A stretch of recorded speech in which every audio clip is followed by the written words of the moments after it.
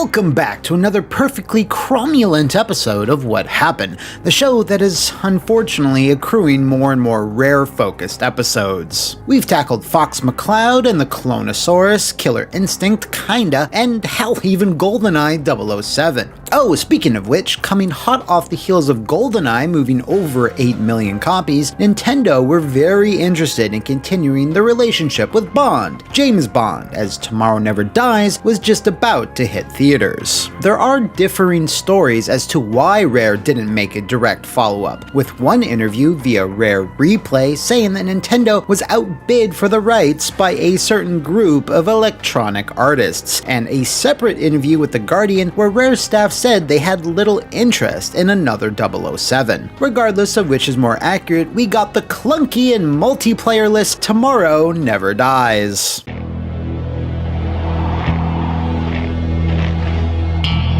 Probably one of the bigger cases of whiplash gamers experienced in the late 90s. Rare were actually fine with this, because with everything they had learned on GoldenEye, it would probably better serve them in the long term by applying that same experience to a new self-owned IP. This resulted in the sci-fi infused, conspiracy-laden Perfect Dark, an incredibly impressive N64 showpiece released in the console's twilight years. Sales were on the lower end when stacked against GoldenEye, but the game was universally lauded for its massive amount of features and options, especially when it came to multiplayer. As soon as Secret Agent Joanna Dark snuck into stores, the team transitioned onto Dolphin dev kits to explore what was possible on Nintendo's upcoming Cubic machine. Fans got a tease of this at 2000 Space World Expo with a slick 3D render of Joanna, all but confirming that she was headed for next gen, and then, well, a lot of stuff happened a lot of quickly. What was going to be a straightforward follow-up jumped across 3 different consoles, saw multiple reboots, extended delays, and still released to somewhat of a mixed reception from fans and Rare employees alike. So pull out the laptop guns and polish your far sights. It's time to find out what happened to Perfect Dark Zero. Act your age, Joanna. While Joe's Space World 2000 appearance didn't include a proper announcement, rumors of a sequel began to solidify in 2001, when Nintendo inadvertently leaked a list of upcoming titles, including Perfect Dark Zero and 1080 Snowboarding 2. Months later, in January of 2002, IGN reported that PD0 was already in trouble, citing vague issues with the project that was significantly slowing things down. Certainly not the best look for a game that was still yet to be officially announced. Soon after that, the team would hit another tiny little snag. After an intense 3-way bidding war, Microsoft had purchased Rare. While Perfect Dark Zero had apparently only really been in the prototyping phase on GameCube, once the ink on the contract was dry, the team started fresh on the OG Xbox with a new focus on online play via some type of new service called Xbox Live. The project would see a few core elements carry over. The name, obviously signifying its prequel status, and a drastically different art style, which we'll get into in a bit. Like many employees at Rare, the Perfect Dark team wanted to hit the ground running, and progress quickly ramped up into building something tangible, which is where the screenshots you're seeing right now come from. This anime-inspired art style was something that was first explored on the GameCube, and they doubled the hell down on it here. This makeover was kept secret until Rare saw fit to publicly share a glimpse of it later in 2002 via this art of Joanna, and even in the earliest days of hot gamer takes, this design was not received well at all. So what happened to the original look from the first game? Former concept art lead Will Overton explained in an interview with Byte Sector. Right from the beginning, we wanted to go down a more stylized route. Not that we were sick with the super realistic way everyone seemed to be going, we just wanted to do something different. We kinda wanted to bring her back in line with the way Rare do things. In fact, it's slightly more oversaturated, a bit more colorful with everything, and make her more stylized as well. Even though it was pretty blocky in the N64 one, she was sort of still a pretty much normal shaped human being. We sort of wanted to stylize her a bit and make her more iconic, if you like. As development continued, the team fleshed things out on the OG Xbox, with various things shifting along the way, including Joanna's design. Rare had clearly taken note of the public backlash towards the Aaron Esurance look and slowly started blending both anime and Western comic book sensibilities. This wasn't the first time Rare had pivoted on character designs when public discourse was heated enough, mind you, as they also famously redesigned the heroes of Jet Force Gemini to look slightly less Coco Melonish before its final release. On the content side of things, the team went hard on online multiplayer. They apparently had gone as far as making 50-player online deathmatches a reality, but unfortunately, it was apparently not the most playable thing in the world, with Rare's Chris Tiltson saying that the graphics just couldn't handle it. On the other hand, the team was incredibly successful at implementing a fully online-enabled co-op mode for the main campaign, which, if it had been released on the original Xbox, would have been one of the earliest games to offer such an option. Now, if you notice the "had been released on the original Xbox," you'll know what's coming next. Since the Xbox 360 was rushed to retail in a bid to beat Sony to the punch, a lot of games were not going to be ready for day one, leaving a bullet-shaped hole in Microsoft's first-party launch lineup. Halo and Gears were far off on the horizon, so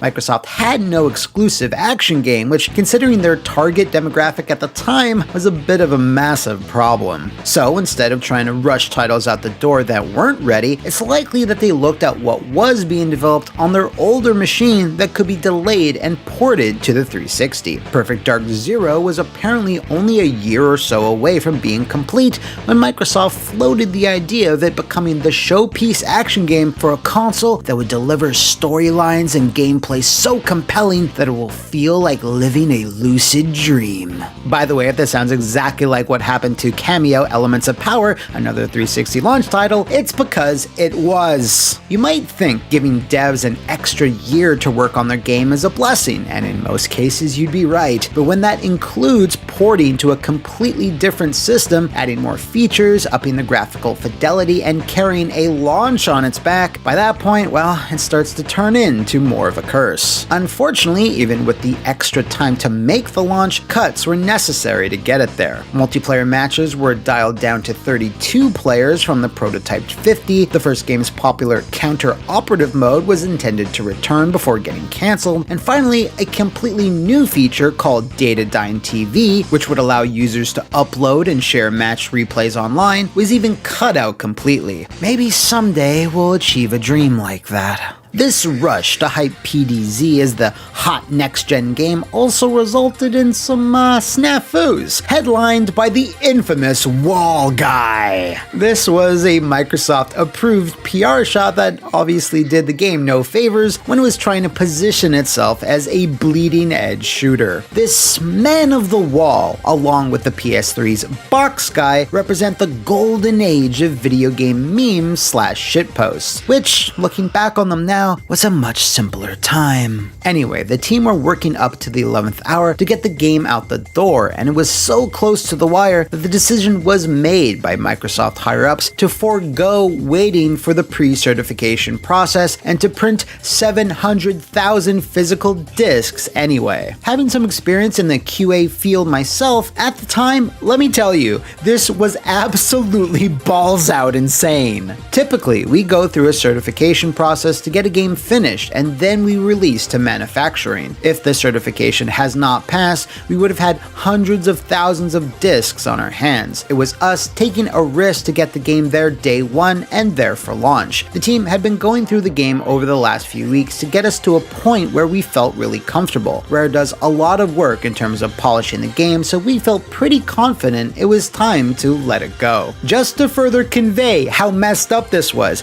you go ahead and print a bajillion discs, and then after a round of testing, you find out the game crashes 100% of the time at the end of Mission 3, which can totally still happen on Final Code. You then have a bajillion coasters you can't sell, taking up warehouse space. Also, remember, this was way before the time of the Day 1 patch, so that's how tight things got for Perfect Dark Zero. Thankfully, the game was devoid of any major issues, so this was more of an interesting tidbit rather than a tone setter for the next paragraph or something. Once it got into the hands of review outlets, the reception was actually mostly positive, though there was an underlying sentiment that PDZ wasn't as impactful or memorable as its predecessor. It was the fans that seemed more disappointed in general, with many begrudging the art style, tone, story, controls, and lacking the je ne sais quoi appeal of the 2000 original. Over time though, and after the blockbuster launches of Gears of War and Halo 3, which became the console's must-haves, PDZ started to accrue a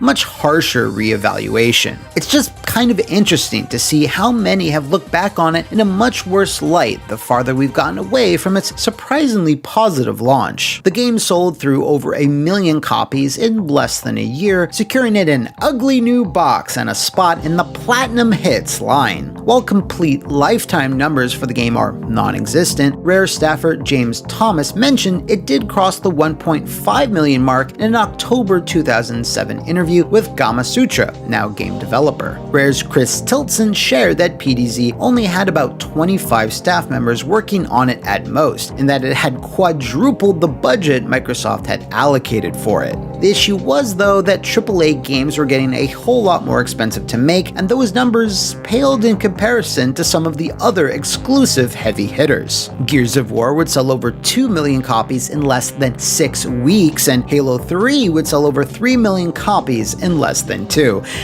This is gonna come back up later. Rare, however, knew that since Perfect Dark was one of their more recognizable IPs, and that its genre was a good fit for Microsoft's portfolio, they wanted to push forward with a true sequel, as it would have had a pretty good shot of getting the green light.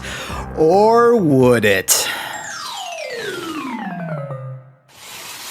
Rare turned to Chris Seavor, creator and voice of Conker, to be the head of a new Perfect Dark project. Chris threw himself into the task, crafting an intricately designed multi-part story structure that would span 2 chapters. The games would have been Perfect Dark Core and Perfect Dark Vengeance, with both exploring a grittier take on the series. According to Liam Robertson's reporting on Unseen64, Chris's proposal for Core was a globe-trotting sci-fi action thrill ride that picked up Joanna's espionage career years after that whole misunderstanding with the Skadar, and would have featured more aliens, plot twists, and betrayals than ever before. It was gonna ditch the anime aesthetic with a greater push towards realism, with Joanna becoming the polar opposite of her younger, peppier Zero incarnation. Rare management was excited about this pitch and believed in what the team was coming up with, both on a creative and business level. This was because the 2-game structure was going to be modeled after film series like Harry Potter and The Hunger Games. The plan was to immediately launch into developing Vengeance just as Core would have been wrapping up, reusing the same technology to dramatically improve their development efficiency and to hopefully avoid letting staff go during downtime. As soon as you'd finish your work on Core, you'd move immediately onto Vengeance. Chris's bosses, the Stamper brothers, however, had gotten used to how Microsoft operated and wanted to ensure that until the game had an impressive vertical slice, it needed to be protected and kept off the books as much as possible. During the later half of Core's unfinished development, the Stampers moved more and more staff onto other projects in a bid to keep PD Core low cost and away from Microsoft's burning gaze. If they caught wind of it too early, there was a chance of cancellation, given the somewhat unofficial state of the game, and if you know anything about this era of Microsoft, they loved rejecting Rare's pitches. You could fill an entire console launch lineup with the amount of titles that they had passed on. Then, in late 2007, a meeting was held between Microsoft top brass, the Stamper brothers, and Chris Seavor, with the goal to get the game greenlit. What ensued was a long meeting, with Rare's side trying desperately to big up the game's selling points, which ultimately proved pointless. Microsoft, from the very beginning, had already made up their minds. They argued that the sci-fi shooter space was already being covered by Gears and Halo, and that those were all they really needed. They also pointed out that Zero's sales were dwarfed by those other two franchises, so it didn't make much sense to invest in more Perfect Dark at that time. Ultimately, the final word came down from then head of Xbox, Peter Moore, who obviously agreed with the above points. While the game was scrapped, some of the nuts and bolts were still good. So good, in fact, that some of PD Core's underlying tech was used in Banjo-Kazooie nuts and bolts. Yes, I covered that one. Other ideas from Perfect Dark Core were split off into two completely separate pitches, one a survival horror game and the other a new platformer, both of which were also rejected. This story, along with many others that involve Rare, is a real heartbreaker. They're a studio that have so much potential, but as Microsoft was moving into the motion-controlled revolution, publicly they seemed less and less interested in the style of games Rare was known for. While their release schedule has slowed down significantly, the most recent release, 2018 Sea of Thieves, is still sailing along incredibly well, receiving significant updates to this very day. The jury is still out on their next title, Everwild, though, because there have been multiple reports and rumors that that game's development hasn't been the smoothest, unfortunately. As for Perfect Dark, though, thankfully, it's coming back with a full reboot by way of the brand new AAA studio, The Initiative. And Crystal Dynamics, too. They're co-developing it. That's cool, a little odd, but Oh! If you know of any other fussy FPS foibles, let me know in the comments below, over on my Twitter, or push a hover gurney with an alien on it into the Flophouse VIP Patreon and become a big boss and nominate what you want to see in the future. See you next time, and thanks for watching!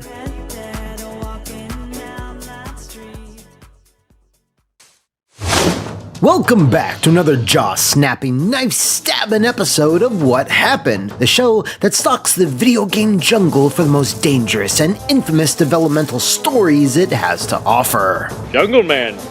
Our target today is the 2008 reboot of Turok, which you'd be excused for forgetting even exists, as it's a title that hasn't been talked about all that much over the last decade or so, unlike its N64 forebears. The franchise has a surprisingly rich history, beginning in comic books way back in the 1950s, though the series arguably reached its apex via the 1990s video game revival that spanned 5 main games and a variety of interesting ports and unique handheld versions. Tragically, it was all brought to a screeching halt, in part by the absolute carniness of Acclaim's marketing stunts, and in part by the miserable sales for most of their early to mid-2000s headliners. Turok's video game rights were then picked up by Disney Interactive Studios, and a team would be set to work on a next-gen Turok title that would be published under Disney's extremely short-lived Touchstone label.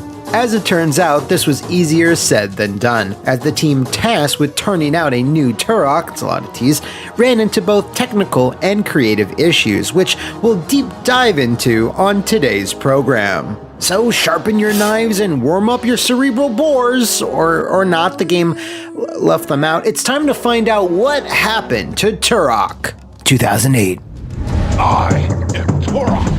Once the Dinosaur Hunters video game exploits were firmly under the Disney umbrella, having been purchased from something called Classic Media, the company that would eventually become DreamWorks Classics, the Big D announced they would bring the IP roaring back, and would do so by forming an entirely new studio. That studio was called Revolution Studios, nestled deep in the heart of Vancouver, British Columbia, which is neither British nor Colombian. Revolution Studios would actually then rechristen themselves to Propaganda Games during Turok's early development, and would keep that name until their dying day, so we'll just stick with that, starting from right now. Propaganda was a bit of a melting pot of industry vets, including the studio's vice president Josh Holmes and lead art director Daryl Mandrake, both coming from EA Canada and therefore the good Def Jam games. You're nothing but a punk, your daddy's a punk, and your mama's a bitch. Even with experience under their belts, though, they had the tall task of reimagining Turok for a new generation, a generation which had fully embraced Space Marines and iron sights. Initially, they considered a few possible approaches, including a very brief flirtation with third-person gameplay, a detail revealed by Josh Holmes as per an interview with IGN. Some of these third-person elements would carry over into the final game, which many other titles would go on to do, because it was the style of the thing. Once they firmly settled on a first-person perspective, they honed in on the only other elements they wanted to take from the source material: dinosaurs and a Native American protagonist. This brand new rebooted story would ditch the fantasy elements and only keep a morsel of the sci-fi that existed in the series prior. It would follow the Gruff and Unshaven Whiskey Company, a squad of space marines who just so happen to be inducting a new member to their ranks, Joseph Turok. Not to be confused with Joseph Fireseed from Turok 3 whatever. I'm getting off track here. I always have classic Turok on the brain. Propaganda felt that old Turok was in dire need of a late 2000s makeover, so I asked art director Daryl Mandrake why they went down this route, when honestly, 90s Turok was edgy enough. I think the idea was to make a more grounded universe that was grittier / darker / more mature. The old Turok comics were very campy and hadn't really aged well. Halo and Aliens were big influences, so the Space Marine cliches were really leaned into. The ambitions of the higher-ups were to make a AAA blockbuster, something that could compete with the Halos of the day. Unfortunately, competing with the big dogs and adopting popular trends would come at the expense of the over-the-top weapons the previous games were known for. Turok's new arsenal will be limited to only 4 weapon slots at a time, 2 of which were always occupied by your knife and bow. The firearms were also scaled back to fairly standard pistols, shotguns, and rifles, rather than 4-barrel Scorpion missile launchers, the Razor Frisbees, or the ever-humble nuke. While these choices obviously better suited the tone they were going for, it was a drastic change. And if there's one thing we all know about die-hard video game fans, they always enthusiastically embrace change. In the fall of 2005, Touchstone announced that this new Turok was going to harness the power of Unreal Engine 3, making it one of the earliest third-party titles to do so. Even on the best of days, moving a team to a new engine is a Herculean undertaking. A lot of work and effort would need to go towards figuring out all the ins and outs of Epic's overly shiny and still heavily work in progress new baby. And that's just the nature of the beast. Daryl informed me that early on the team were forced to abandon 2 pretty major elements they had originally been concepting, one being full-on vehicular sections a la the Halo Warthog, which apparently got so far as having multiple levels prototyped. The other big idea was, in a very overt nod to Aliens, a child companion that Turok would need to protect throughout his adventure. I'm not clear on whether this ever got prototyped at all or a specific reason why it was cut. Daryl shared that there was simply a lot of ideas cut due to time constraints, but regardless, Turok, a child protector, isn't very marketable anyway. Thank you, Turok! While the game was being previewed throughout 2006 and 2007, they'd also shown off builds with a much higher amount of environmental destruction, which was greatly scaled back when the game had shipped. Finally, there were elaborate on-rails turret sequences that were worked on but ultimately never saw the light of day, including one against the mighty T-Rex Mama Scarface, that would have fit right in with the type of cinematic action game they were going for. 360 and PS3 titles were all about slapping in turret sections like they were going out of style, which they already were, so if even those were getting cut, it absolutely meant that the team were pressed for time. When asked about whether Propaganda encountered tech issues with Unreal 3, Daryl Mandrake was able to confirm my suspicions. We had tons of issues. As a concept artist, I luckily didn't have to deal with them, but I heard all about the headaches it caused. Audio, lighting, animation, etc. All areas had their challenges, and the team had to work hard to overcome them. For many, it was their first time using Unreal. Despite that, the public reaction to Turok when videos and hands-on articles started popping up were pretty positive, which isn't hugely surprising as the game was quite the looker and had a known IP attached to it. It was around this point, though, that the team started to realize they're getting a little too ambitious with all the things they're trying to implement, which is what led to the aforementioned cuts. One interesting change that apparently had to be made was more of an issue of violence. When I asked how Touchstone and propaganda got on during Turok's development, Daryl revealed that while it was generally pleasant, there was one particular disagreement that stood out to him. For all you edgelords out there, do try to keep your rage in check. The team was leaning the game in more of a horror direction, but this was difficult as Disney is not okay with blood or showing human suffering. Luckily, we could still make dinosaurs bleed. However, the human enemies came off more as robots with sparks shooting off of them. So there were some compromises to be made for sure.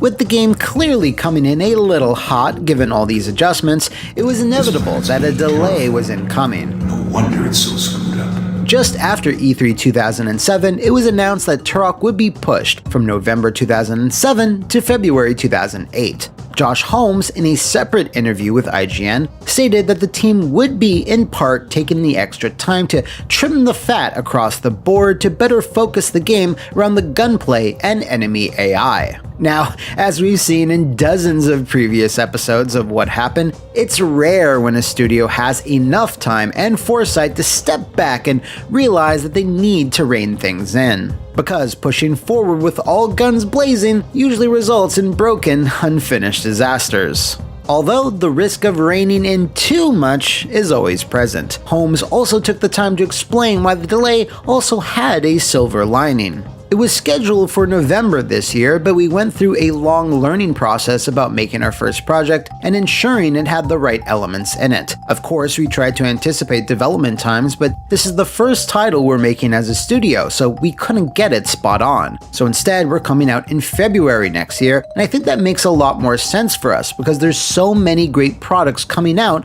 before Christmas 2007.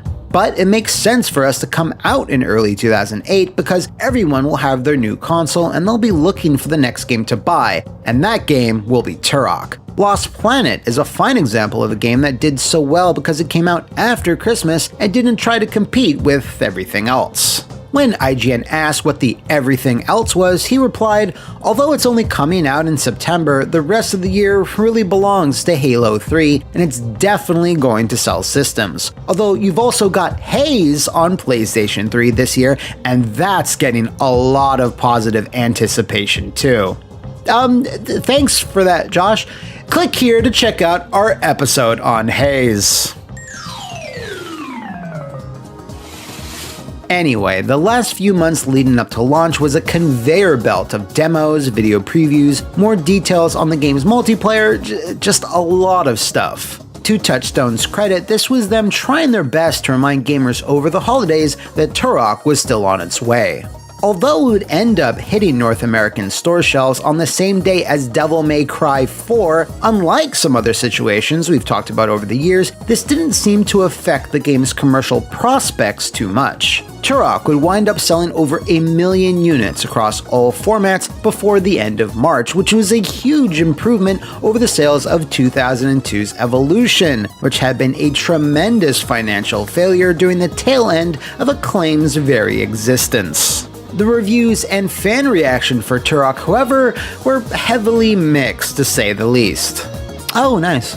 While the core moment-to-moment gameplay was considered solid in a lot of respects, criticism was often levied against the lack of particularly fresh or innovative new elements, and of course, the dismissal of franchise hallmarks like the outlandish sci-fi weaponry, secret-filled levels, and wide array of enemies and bosses. While the lush jungle environments were impressive in a technical sense, the game's interiors were anything but, as there were almost exclusively a series of nondescript gray hallways, each more forgettable than the last.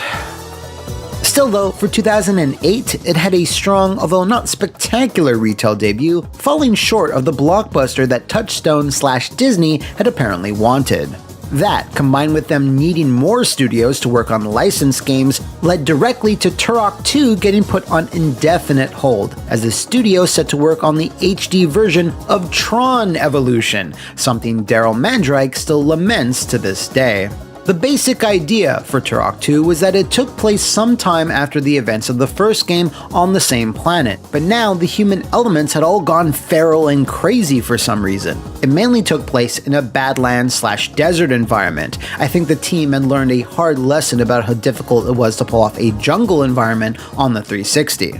So it had a sort of Mad Max meets Jurassic Park feel. The big hook was going to be the return of the cerebral boar, which would allow the players to control dinosaurs and wreak havoc. We had this prototyped and it was awesome. The project was basically put on the back burner when Disney needed a studio to develop the movie tie-in game for the new Tron. I don't think Turok 2 was officially cancelled, but after Tron was shipped, the studio was really focused on its other project, a Pirates of the Caribbean title, and many people were moved over to work on that. I think Disney felt this was a better financial bet than the Turok sequel. Regardless, within a few more months, the studio was shut down, and that was that. Now, why was Propaganda closed? Well, a few reasons. The sales of the Tron tie-in game weren't exactly lighting Disney's fiscal year on fire. Studio space in Vancouver is not cheap, nothing out there is. The fallout from the 2008 financial crisis probably didn't help either, but the main factor seemed to be that Disney just wanted out of the video game. They had invested heavily in their own studios and operations during the 7th gen, but by 2011, all of that went poof when they suddenly decided to pull out. Unblocking. Over the next few years, Disney would slowly ramp down their game development pipeline, moving to more of a licensing-focused unit, similar to what they had done throughout the 90s. Now, it would have been nice if the millionaire CEOs could have stuck it out until Propaganda had at least finished Pirates of the Caribbean, Armada of the Damned, and Turok 2. But then again, I ain't no money scientist. The team went their separate ways, with Daryl Mandrake going independent and providing art for games like Lawbreakers, Darksiders 3, and Insomniac's Spider-Man. Josh Holmes, meanwhile, went from competing with Halo to making Halo, working on both Reach as well as the first two games in the 343 era. This really is an unfortunate story. While Turok was certainly no Game of the Year contender, it sold fairly well for a first outing and showed a lot of promise and potential, which is why that gonzo sequel never coming out or even ever being officially announced is a real shame. Propaganda being put to work on Disney IP afterwards also didn't really let them stretch their wings, and if not for a confluence of factors, they could have gone on to achieve so much more.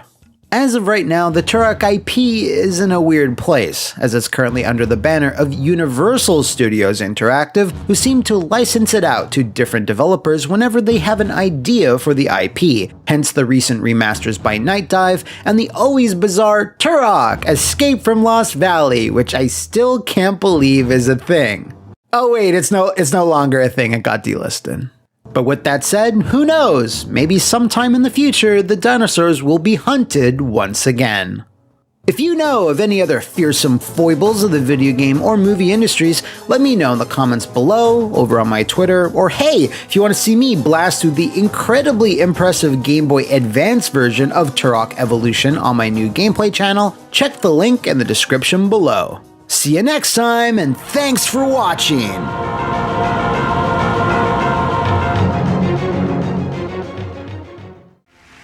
Welcome once again to another rootin' tootin' nectar snootin' episode of What Happened, the show where we break down the befuddling buffoonery of the entertainment industry. I struggled to think of a way to properly introduce this week's episode, but I believe I've found it. A milestone quote for the ages that should be preserved for all time.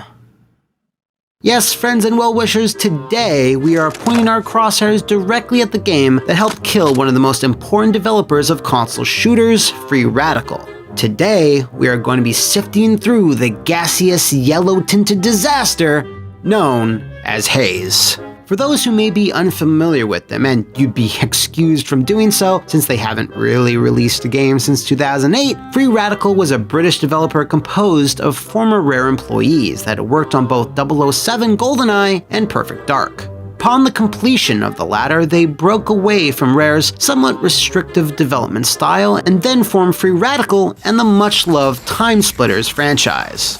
But it was the advent of the 7th generation of consoles and HD gaming, a notoriously rough time for many developers to stay afloat during, that proved to be equally inhospitable to a team that was behind some legendary shooters. Having shacked up with various publishers such as Eidos, Codemasters, and EA, it was logical for the lads and ladies of Free Radical to team with a publisher that was actually on the rise during this rough transitional period in gaming. Ubisoft was swinging into high with such hits as Assassin's Creed and the Tom Clancy series, and looked to diversify their portfolio. This seemed like a smart move, escaping the greasy claws of EA, who had published the last Timesplitters game, and into the more loving embrace of a much more international company in Ubisoft. It didn't take long, however, before that loving embrace turned into a crushing chokehold. Before Ubi entered the picture, however, Free Radical knew they wanted to enter this cutting-edge landscape of the gaming industry with a bang, and were prototyping something that was going to be firmly planted in their FPS roots, their bread and butter, or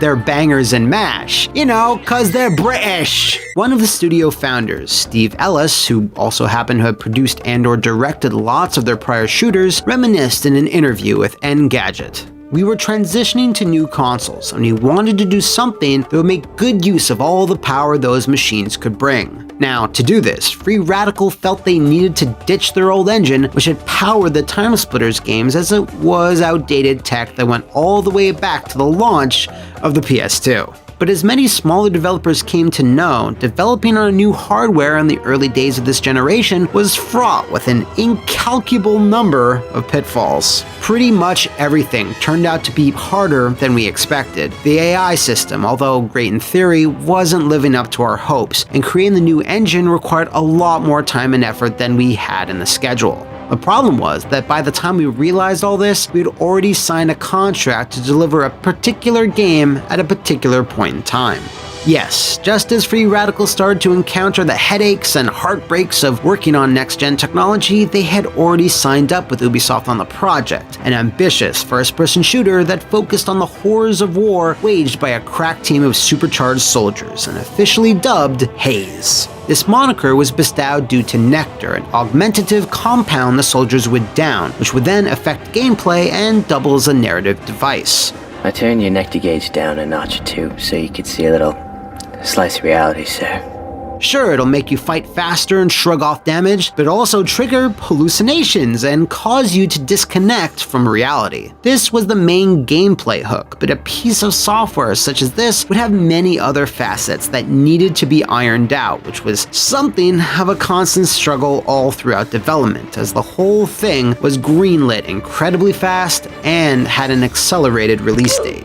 Derek Littlewood, the creative director on the project, recalled, "We didn't have the luxury of developing the new engine and tools chain to completion before rolling them out for the development team.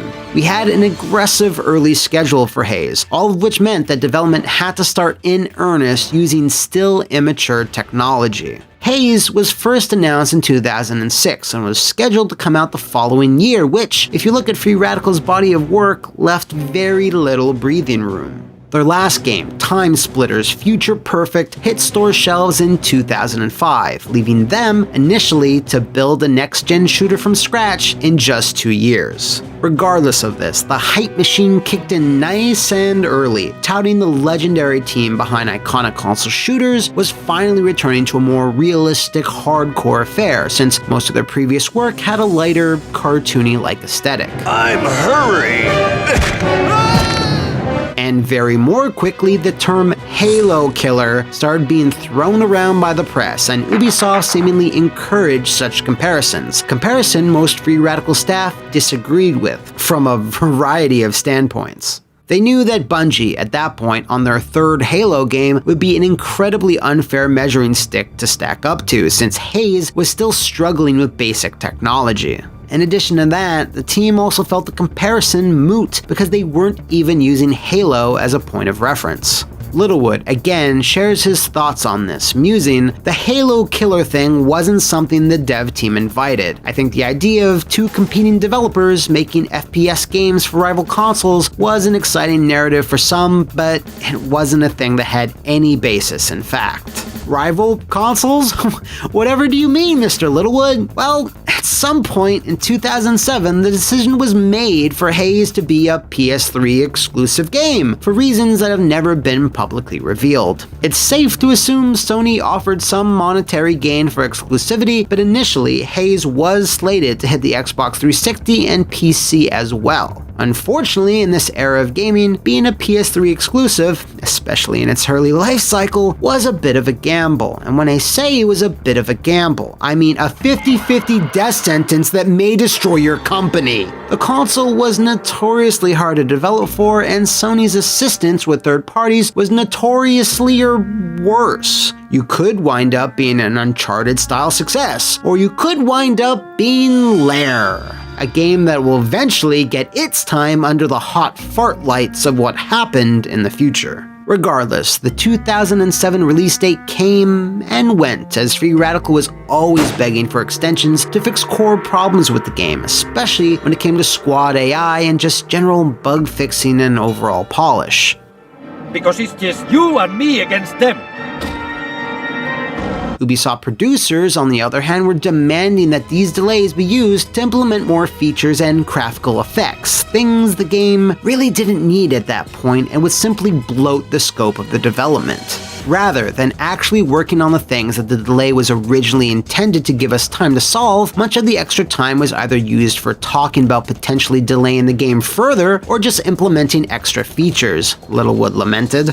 There was a similar problem with cutting features or content, something I believe is crucial to the development of any game, no matter how large or small. You always reach a point where you only have the time to fully refine a subset of features, and the only way of making the game the best it can be is to take some of those out. But rather than being seen as a healthy attempt to improve the overall quality, cutting features from Haze was always seen as a negative. It was purely a numbers game, as if having less of anything in pure content terms would make the game worse. Some of Haze's lesser-known mechanics would be perfect examples of this. Players could play dead to apparently fool the AI. They could cobble together grenades and do tactical rolls, all mechanics that were never required to complete any levels or objectives. They were just things you could do. Why? 'Cause Haze is the shit. These two design philosophies clash, with Ubisoft becoming so impatient with Free Radical that they sent a slew of their own producers to the Nottingham, England-based studio to grasp the reins of development. Stephen Ellis was certainly frank when discussing this time period by saying, "By now, in Ubisoft's eyes, we had become incompetent. We could only continue if we gave them much more control over what we were doing. They brought in a couple of inexperienced producers and gave them the power to dictate what we did, to make arbitrary changes, and to withhold our payments whenever we disagreed with anything. They even asked us to fire some people." It's all about money. Fucking profit margins. So from that point, Free Radical simply did what they were asked and stopped trying to fight a losing battle, which resulted in a few solid months of a certain house guest staying within their little studio, a hearty, boisterous, ever-present fellow known as Mr. Crunch. Practiced correctly and consistently, the Crunch program will give you maximum results in the shortest amount of time, with minimum risk of injury. As was common then, well, as it still is now, the staff at Free Radical had to put their noses to the grindstone to get the game out the door as quickly as possible, which culminated in a May 2008 release. Leading up to this fateful doom date, the marketing machine I alluded to earlier continued their inexplicable crusade to make 2008 Corn a thing. For reasons that could cause even the most wise and level-headed of philosophers to scratch their heads raw, Ubisoft appointed Korn as ambassadors to the world of Haze, having them do multiple interviews hawking the game, record a title track for it, unsurprisingly named Haze, take that edema, and even hold a Korn-focused contest that, again, had nothing to do with explaining what Haze really was. Prepare your shocked faces here, people, because none of this helped the game sell, like, at all. So I'm just tripping out right now. At its release, it was only able to shift about 500,000 copies in its entire launch year. What's more is that being a PS3 exclusive, it looked even worse when paired against other Sony shooters released around that time, like Resistance, Fall of Man, or Killzone 2, further plummeting the game into obscurity. Stephen Ellis somberly reflected on the negative reactions. We received the hype that we earned. Free Radical had done very well up until that point, and we had only ever made highly rated games. People weren't wrong to believe us when we described what we were trying to achieve. It was ambitious, but they thought we could do it. Derek Littlewood added, rereading some of the reviews today, the thing that bothers me more than anything else is the real sense of disappointment a lot of players felt. That's more difficult than to deal with than any of the other comments directed at the game because it means these people really cared and simply felt let down. Most disappointed of all, though, was the team itself. Everyone at Free Radical was proud of the company's reputation, and it was incredibly tough for all of us to bring something to release when we knew we weren't happy with it. The often rumored Xbox 360 and PC versions were never mentioned again, despite Ubisoft quoted as saying that Haze was going to be a PS3 exclusive for now in various interviews throughout its development cycle. While the game got ripped apart for a myriad of technical shortcomings, even after launch, it wasn't free of controversy. You motherfucking apes! You're meat! That's racist! The game's highly touted drop-in, drop-out 4-player co-op did not work as intended at launch. Ubisoft stated that to fix this, all players would have to do is invite a friend, and then the game would download a patch to fix the bug. But there was, in actuality, no patch available at that time, if it ever was. Do any hazers out there remember this? Was the feature ever fixed? Not gonna lie, I can't find any solid information on it. Regardless, I need to clarify something. Haze was not the game that landed the kill blow on Free Radical design, but merely set them up for it. They had another project in the works that was nearing completion, that being Star Wars Battlefront 3, which would have led the company into at least a few more months of work, if not total success, that is until LucasArts canceled the title for reasons most people suspect were related to stupidity. That being said, while Free Radical has ceased to be in their original guise, they were actually purchased by Crytek and redubbed Crytek UK in 2009. However, Crytek, being a fairly incompetent company themselves, suffered through many financial issues around that time and eventually folded the UK team into Dambuster Studios, who led the very fractured and tumultuous development of Homefront: The Revolution, although many Free Radical veterans had long since moved on at that point. To my surprise, however, Dambuster Studios is still in business, with an active website that says they're hiring, no less. But they've released no games since 2014, so take that for what you will. Both Steve Ellis and Derek Littlewood, for their part, are still in the gaming industry, with the former having developed a number of mobile titles under the banner of Crash Lab Games, with the latter landing a studio director position at Sumo Digital. So it's nice to know that they both persevered and saw themselves through the haze. If you're acutely aware of any other farty, forgettable foibles in either the gaming or movie industry, drop a line in the comments or swag your way over to the Flophouse VIP Patreon to officially vote on our next subject. See you next time, and thanks for watching. You're not going anywhere, motherfuckers!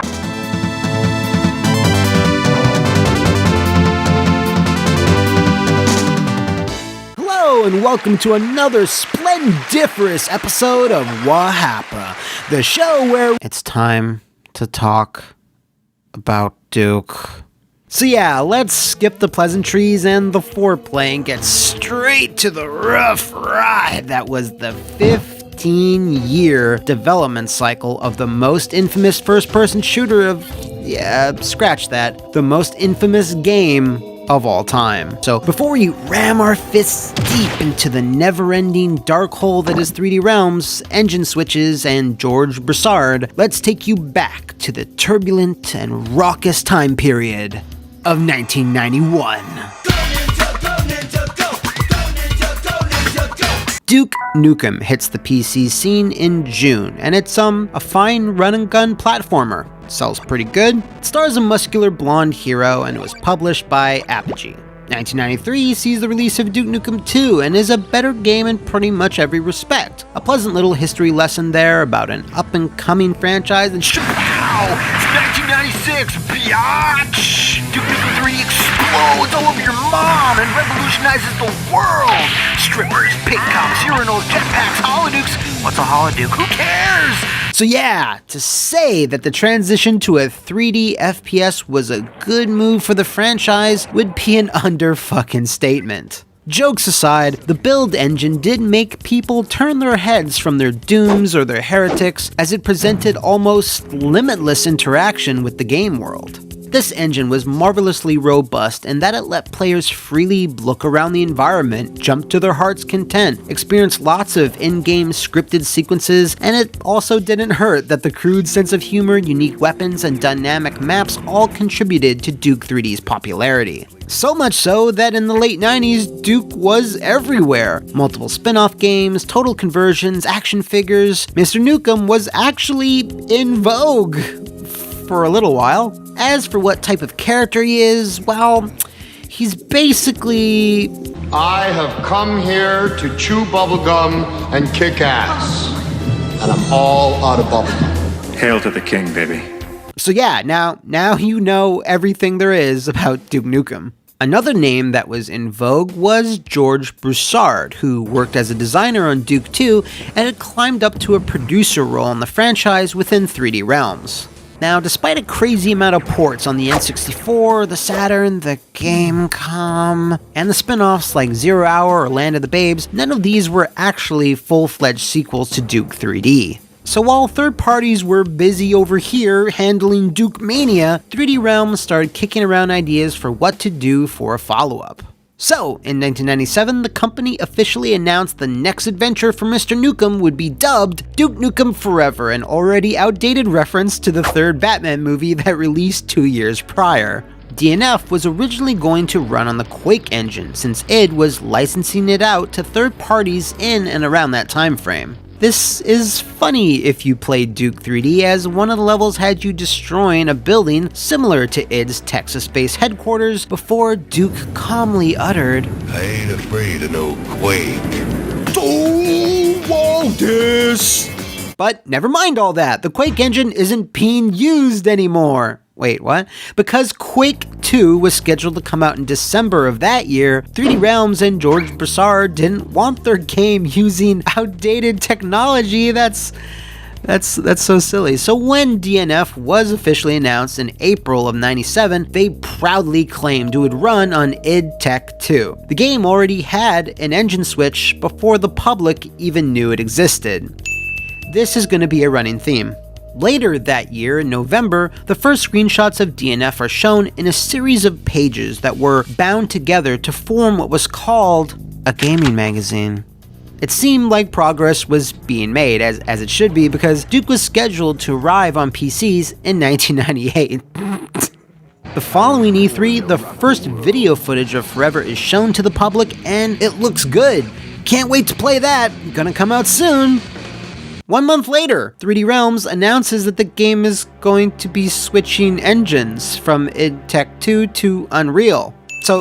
So by this point, they've already wasted time and money licensing out 2 different engines and wound up using neither. This all comes back to George Broussard, as he really did want Duke to shine on the best possible technology. It also became quickly known around the 3D Realms office that Georgie Boy would tend to get sidetracked every time new games or engines would be released while they were still knee-deep in development. Oh, the Quake engine! Cool, wait, no, Quake 2! What? Unreal? That's an actual in-game screenshot! Well, team, let's go back to the drawing board! That's me putting words into his mouth, but what did Mr. Broussard actually have to say about all this? The switch to Unreal Engine was simply a business decision, and it came down to what we wanted to do with Duke Nukem Forever and how best to achieve it. It's important to note that this decision has nothing to do with id Software and our relationship with them, which still remains very strong. Yeah, super tight, love those guys, we blew up the building, biatch! So yeah, changing from id Tech to Epic's in the same year your game was supposed to originally release is probably going to be detrimental to your game releasing. But again, George swooped in to allay those fears by saying, the game should not be significantly delayed, but it will take some time to get up to speed with the new engine and learn how to exploit it. Fortunately, all our game data would transfer very easily, and we see being back to where we were at E3 within a month to 6 weeks. That's not how that works! Anyway, DNF is now expected to release in 1999, and its title is a reference to a movie that then was 5 years old. Okay, so the Unreal Engine is some sexy stuff. Whoa, look at those polygons. That's good. Okay, we're settled on that. Now we can just transfer our 3 years of work between two completely different development environments. That's going to be easy. No problems there. We are set to go. We're firing on all cylinders. Let's make this happen. What happened? Okay, whew. All right. Here we go. So, 3D Realms issues absolutely no updates for the majority of 1999 until November, where PC Gamer again featured Duke on the cover with the "Miss Me?" tagline. Yes, we missed you, you son of a bitch! What happened to that whole 6 weeks jazz? At the very least, the screenshots looked good, even sorta cutting edge. Still though, I have a sneaking suspicion it might run into further trouble down the line. Also, there is no longer anything approaching a release date anymore, as their last target of 1999 was, no longer realistic. 1 month later, DNF's publisher GT Interactive is purchased by Infogrames. Nobody really cares that much. 5 months later, the Gathering of Developers, the group that was comprised of a number of companies, 3D Realms included, is purchased by Take-Two. 5 months later, again, it is now August 2000. The Duke Nukem IP and the Forever publishing rights are then sold from Infogrames to a combination of 3D Realms and Take-Two, with Take-Two getting the back catalog of older Duke titles as well as a stake in future projects. It's a little messy here, and spoilers, it's gonna get messier. See, Take-Two and 3D Realms, Take-Two and George Broussard never really got along, and this is one of the main factors the rest of the game's development history was a little rocky. For those still trying to keep track, all of 2000 went without any significant updates on the game itself, but that would finally change at E3 2001.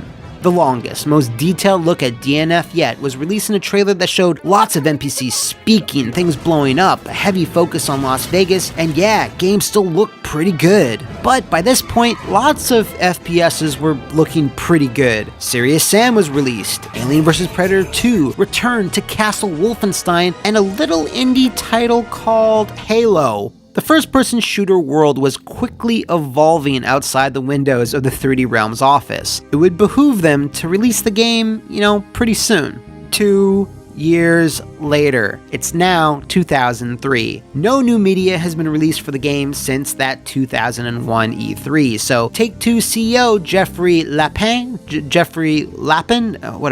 let it be known that DNF would again not make any sort of release date that year. He also felt it necessary to add that he was writing off $5.5 million from Take-Two's earnings to cover the fact the game would miss that release window. You've awoken the beast! Rising from his 2-year Odin sleep, George Broussard actually said in a statement, Take-Two needs to shut the fuck up. We don't want Take-Two saying stupid-ass things in public for the sole reason of helping out their stock. It's our time and our money that we are spending on the game. So either we're absolutely stupid and clueless, or we believe in what we are working on. That's an actual quote that was said by someone who worked for $1 million company. In the same year, it was also put forward that 3D Realms was actually comprised of only 18 full-time members. A former employee said that Broussard and 3D Realms founder Scott Miller were still developing games with a 1995 mentality, meaning they had been working on DNF for so long they were not hiring enough staff to keep up with the workload. 3D Realms was developing within a bubble, not even aware of how other companies were working and shipping titles anymore. The year was capped off by Jeff Lappin's lips getting looser as he confirmed that 3D Realms expected the game to release at the end of 2004 or at the very least the start of 2005, which George later denied. In fact, 3D Realms had stopped committing to any solid release dates by this point, and whenever asked for one, George would famously say, "When it's done." January 2006. The HD era of gaming was upon us, and in an interview, Broussard bursts out of another 3-year George sleep to say, "We're just basically pulling it all together and trying to make it fun." Jeff Lappin speaks up once more, saying that they negotiated a new clause in the Duke Nukem Forever deal, saying that if 3D Realms somehow managed to ship the game before December 29th of that year, there would be a $500,000 completion bonus. George stomped and hollered and said there would be no plans to release the game that year, and that they didn't request or want any sort of bonus, and finally, that they would never ship a game early. Now, while the cheek of that statement is still stunning you, let us back up just a bit. You know who might want that completion bonus? The 3D Realms employees, the ones in the trenches. For many of them, at that point, DNF was the only game they had ever worked on, so their resumes were, a little light. Very few of them had experience in different genres or were familiar with other development skills and tool sets, limiting their future hiring potential. Also, 3D Realms didn't pay them much. In fact, it was below the industry standard. Their business model was to keep weekly wages low and instead offer profit share when the games came out. Sounds good on paper, but when your game has been in development for 9 years, then not a lot of profit is being shared by not a lot of people. So why even stay? Therefore, in early 2007, the 10-year anniversary of DNF being announced, a mass exodus of employees rocked the company, although exact numbers are not known. The game was still not done and people just had to move on because that promise of profit share upon the game's success was looking farther and farther away. This was the first big wake-up call for George Broussard. He and 3D Realms CEO Scott Miller were in fact paying for most of the development themselves, but that money was drying up. They realized they needed to cross that invisible finish line, wherever it was, so they hired a fresh batch of employees and soldiered on. December 2007, a short teaser of the game is released. Remember this one? The one that doesn't show any gameplay? This was the first publicly released footage of DNF since E3 2001, 6 years ago. Now, despite the minimalist approach of the trailer, apparently a lot of progress had been made that year, which was mostly due to the hiring of one Brian Hook, who nestled into a project lead position and answered only to George. Even more importantly, however, he knew when to not answer George. It was reported that Brian was the first project lead that could successfully rebuff George's requests for tweaks and changes, and would deny them if he felt it would slow the game down. 2008. This was just about the time where Broussard and Scott Miller's relationship started to fracture. While 3D Realms had always been flush with cash from the late 90s, Scott trusted George would get it all done eventually, but didn't think it would take 11 years to do so. Despite the short-lived Jace Hall show getting a shaky cam look at actual gameplay, it didn't do much to reinvigorate interest in the game in general. They needed to speak to Take-Two and ask for additional funding if they wanted to finish the project. And by 2008, they actually weren't far off. For real, the game was pretty cohesive now. This, however, due to the bad blood that already existed between the two companies, was something neither of them were really looking forward to. Still though, they sucked it up and asked for $6 million to complete Duke Nukem Forever. While the details of this meeting are not directly documented, George and Scott alleged that Take-Two initially agreed, but then later lowballed them with a $2.5 million offer instead. Take-Two said that wasn't accurate and maintained they offered that 2.5 number up front and another 2.5 upon completion.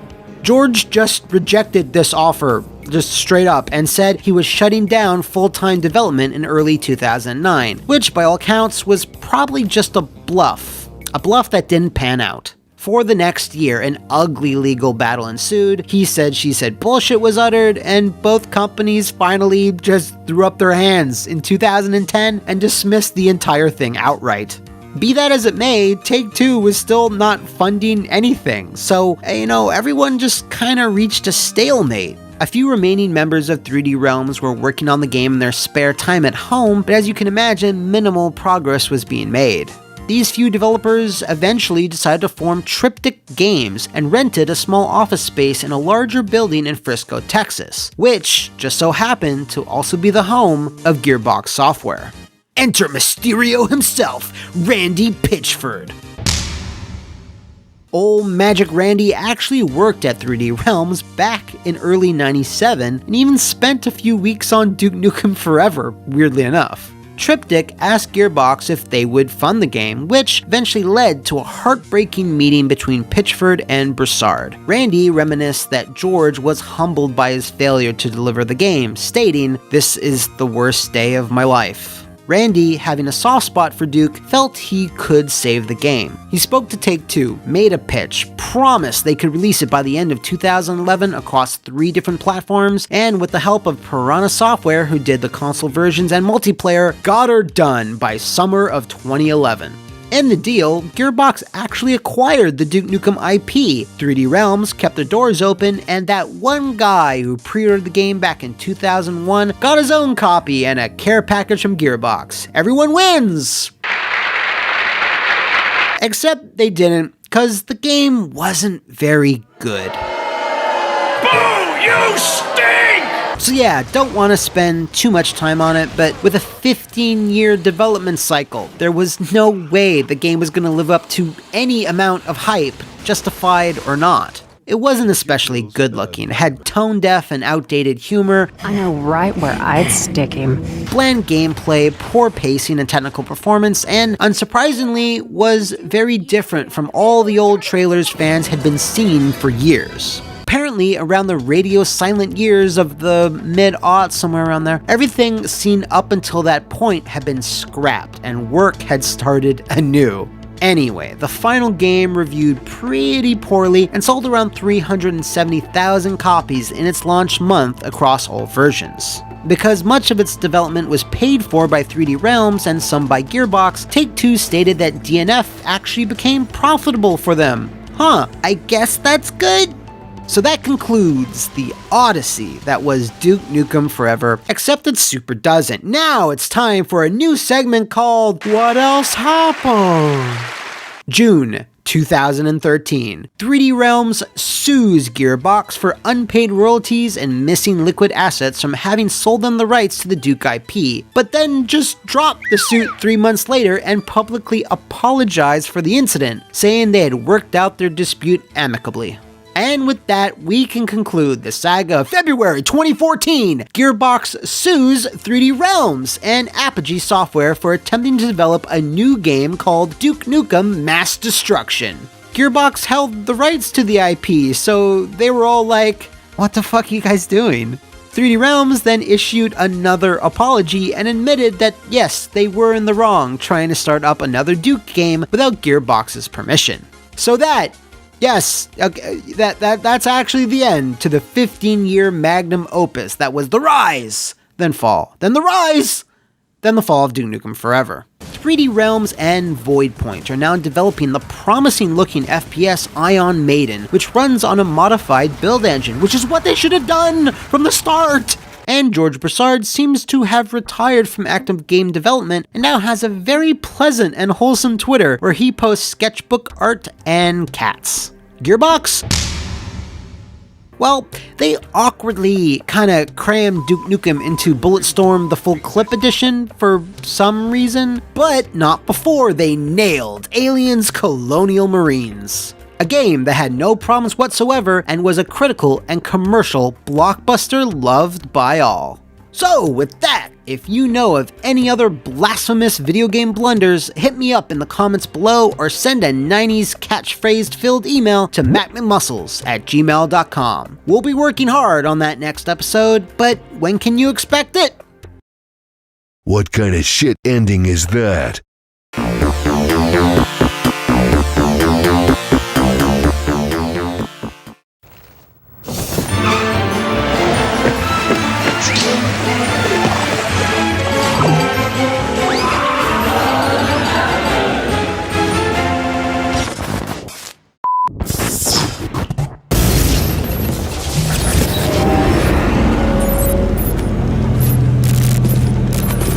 Wake the fuck up, samurai.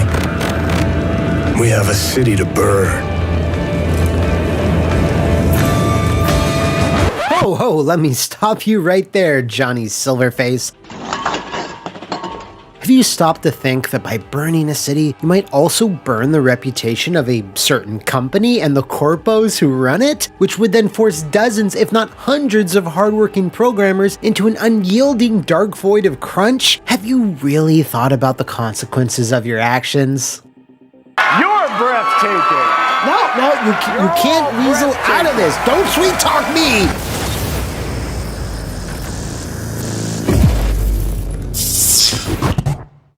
Yes, folks, it must be time to drag that broken, malfunctioning cyber horse onto our stage for another beating, right? Well, you know what? Let's do something slightly different. Instead of just taking you through the myriad of consequences that Cyberpunk 2077 faced after its kind of extremely infamous release, we're gonna focus on the why. Why one of the biggest titles of recent memory wound up being one of the most botched and controversial titles in recent memory. But it's more than just that, as we're going to discuss the much larger problem that the gaming industry has been staring down the barrel of for the last decade. So strap on your sword and run a final check on your implants, samurai. We've got a what happened to burn. It's 2012, and CD Projekt Red, the developer, and its parent company, just plain old CD Projekt, is seen as something of a games industry messiah. This man is totally the son of God. Having earned their sterling reputation through the first two Witcher games and their GOG online service. They went from a relatively unknown Polish company most AAA publishers didn't even know existed, to having something those same publishers greedily coveted: the goodwill of lots of fans, and a successful business model. Basically, the antithesis of... And unlike those that shall not be named, CD Projekt modeled their release schedule after modern Rockstar: make one massive game and ride on its success for several years. Therefore, in 2012, most people expected the announcement of a third Witcher, but were caught off guard when they instead revealed they were bringing Mike Pondsmith's tabletop RPG world, Cyberpunk, to digital life. This was seen as something of a bold move for the company, being very different when compared to the European fantasy roots they had previously established. Now, while this announcement of Cyberpunk did come in 2012, the vast majority of CDPR was putting their all into Witcher 3 Wild Hunt, which had its reveal the following year. Geralt's newest adventure promised an unheard of amount of story, side content, and a map size that can only be described as turgid and pulsating. Wild Hunt had started development back around 2010, so it already had a lot of work done in its rear view, especially since CDPR utilized much of what they had learned on Witcher 2. The decision to announce Cyberpunk so early would have long-lasting effects. The first and most important one being, the game didn't actually enter full-time development for another 4 years. Wild Hunt then released on PC and consoles to widespread acclaim in May of 2015, but it was by no means perfect, especially in a technical sense. All three versions had their fair share of bugs and issues at launch, which makes sense given the game's size, scope, and complexity. This is relevant because I want you to now picture Witcher 3, but imagine it if it were far more advanced, and it needed brand new, wildly different assets, had to come out on way more machines, and on top of that, had less overall development time. I hope the stage is now properly set within your mind palace. Now, with The Witcher 3's success, 28 million copies sold, what did CD Projekt Red co-founder Marcin Iwinski owe all this success to? Well, he attributed that to 3 core pillars. Please have an oof ready for each one. Game quality, gamer-centric value proposition, and finally, and most oofingly of all, communication with fans. Once Wild Hunt and its 2 girthy DLCs were finally finished, CDPR then turned their attention towards Cyberpunk, which up to that point had had a small team drafting up art and characters and collaborating with Mike Pondsmith to create the broader conceptual strokes. Problems started arising as soon as the team realized that given the world, the futuristic setting, and the switch to first person meant a lot of the assets and tools used on Witcher couldn't be much help. Brand new systems and technology would need to be developed, built from the ground up just for Cyberpunk. So, therefore, the engine that powered Wild Hunt, Red Engine 3, would need a full upgrade, and a good chunk of time in which to do so. As we've covered before, a new engine or upgrading an old one while simultaneously making a brand new game is always risky. Waiting for systems and tools to come online leads to more delays and amounts to basically designing in the dark or building a bridge as you're crossing it. It would be the company's first time tackling fully customizable characters, first-person combat and mobility, vehicles, character classes, and to get all of this done, they were going to need to staff up. In addition, once the studio looked at the scope and features that the concept team had planned and were prototyping, they decided almost everything needed to be scrapped. This was because CD Projekt higher-ups wanted the game to release on then-current consoles, the Xbox One and PS4, before Microsoft and Sony released their next-gen machines, which they were told would hit the market in 2020. This gave the team slightly less than 4 years to get her done, compared to Wild Hunt's 5, despite Cyberpunk being the far more technically challenging project and being designed for even more consoles. Around this time is also when Adam Badowski, CDPR studio head, decided to take control of the project and wanted a series of massive gameplay and design overhauls across the board. Problem here was that the employees that had been with the project since its inception disagreed with his demands, with many of them citing growing frustration with his direction. This then reportedly led to several high-level walkouts, and those that didn't quit were getting increasingly nervous about the state of the game already. Many on the team felt, given Cyberpunk's complexity and all the hardware it was going to be available on, that 2022 was a realistic date, given their slow progress. That slowed progress was slowed down even further due to the insistence of those same bosses to constantly be impressing publications. A vertical slice was shown at E3 2018, whose main purpose was just to wow the outside world and stoke the flames of hype, despite them not really needing to do this, as the game was always going to sell itself. The problem with an elaborate behind-closed-doors demo, and this is something other studios have had issue with, is that to program and test a polished slice of gameplay that highlights multiple features and have senior staff travel halfway around the world to show off is time better spent just buckling the fuck down on the main developmental pipeline. You can't just grab any random bit of a level and off you go. It's a much more involved process than that, and really it only took resources away from a game that needed every hand on deck.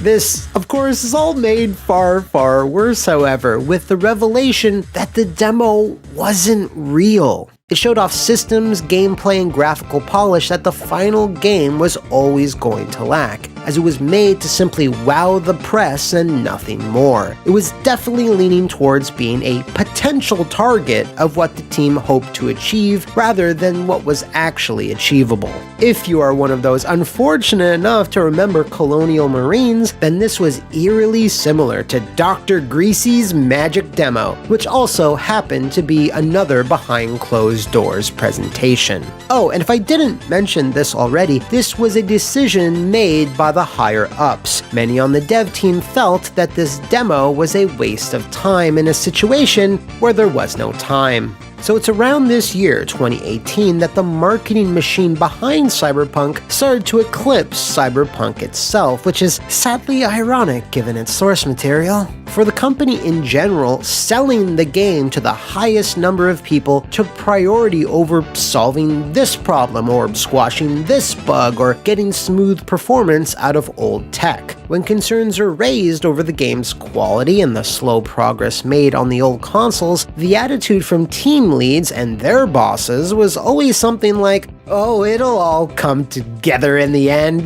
That's how we pulled off the Witcher games, right?"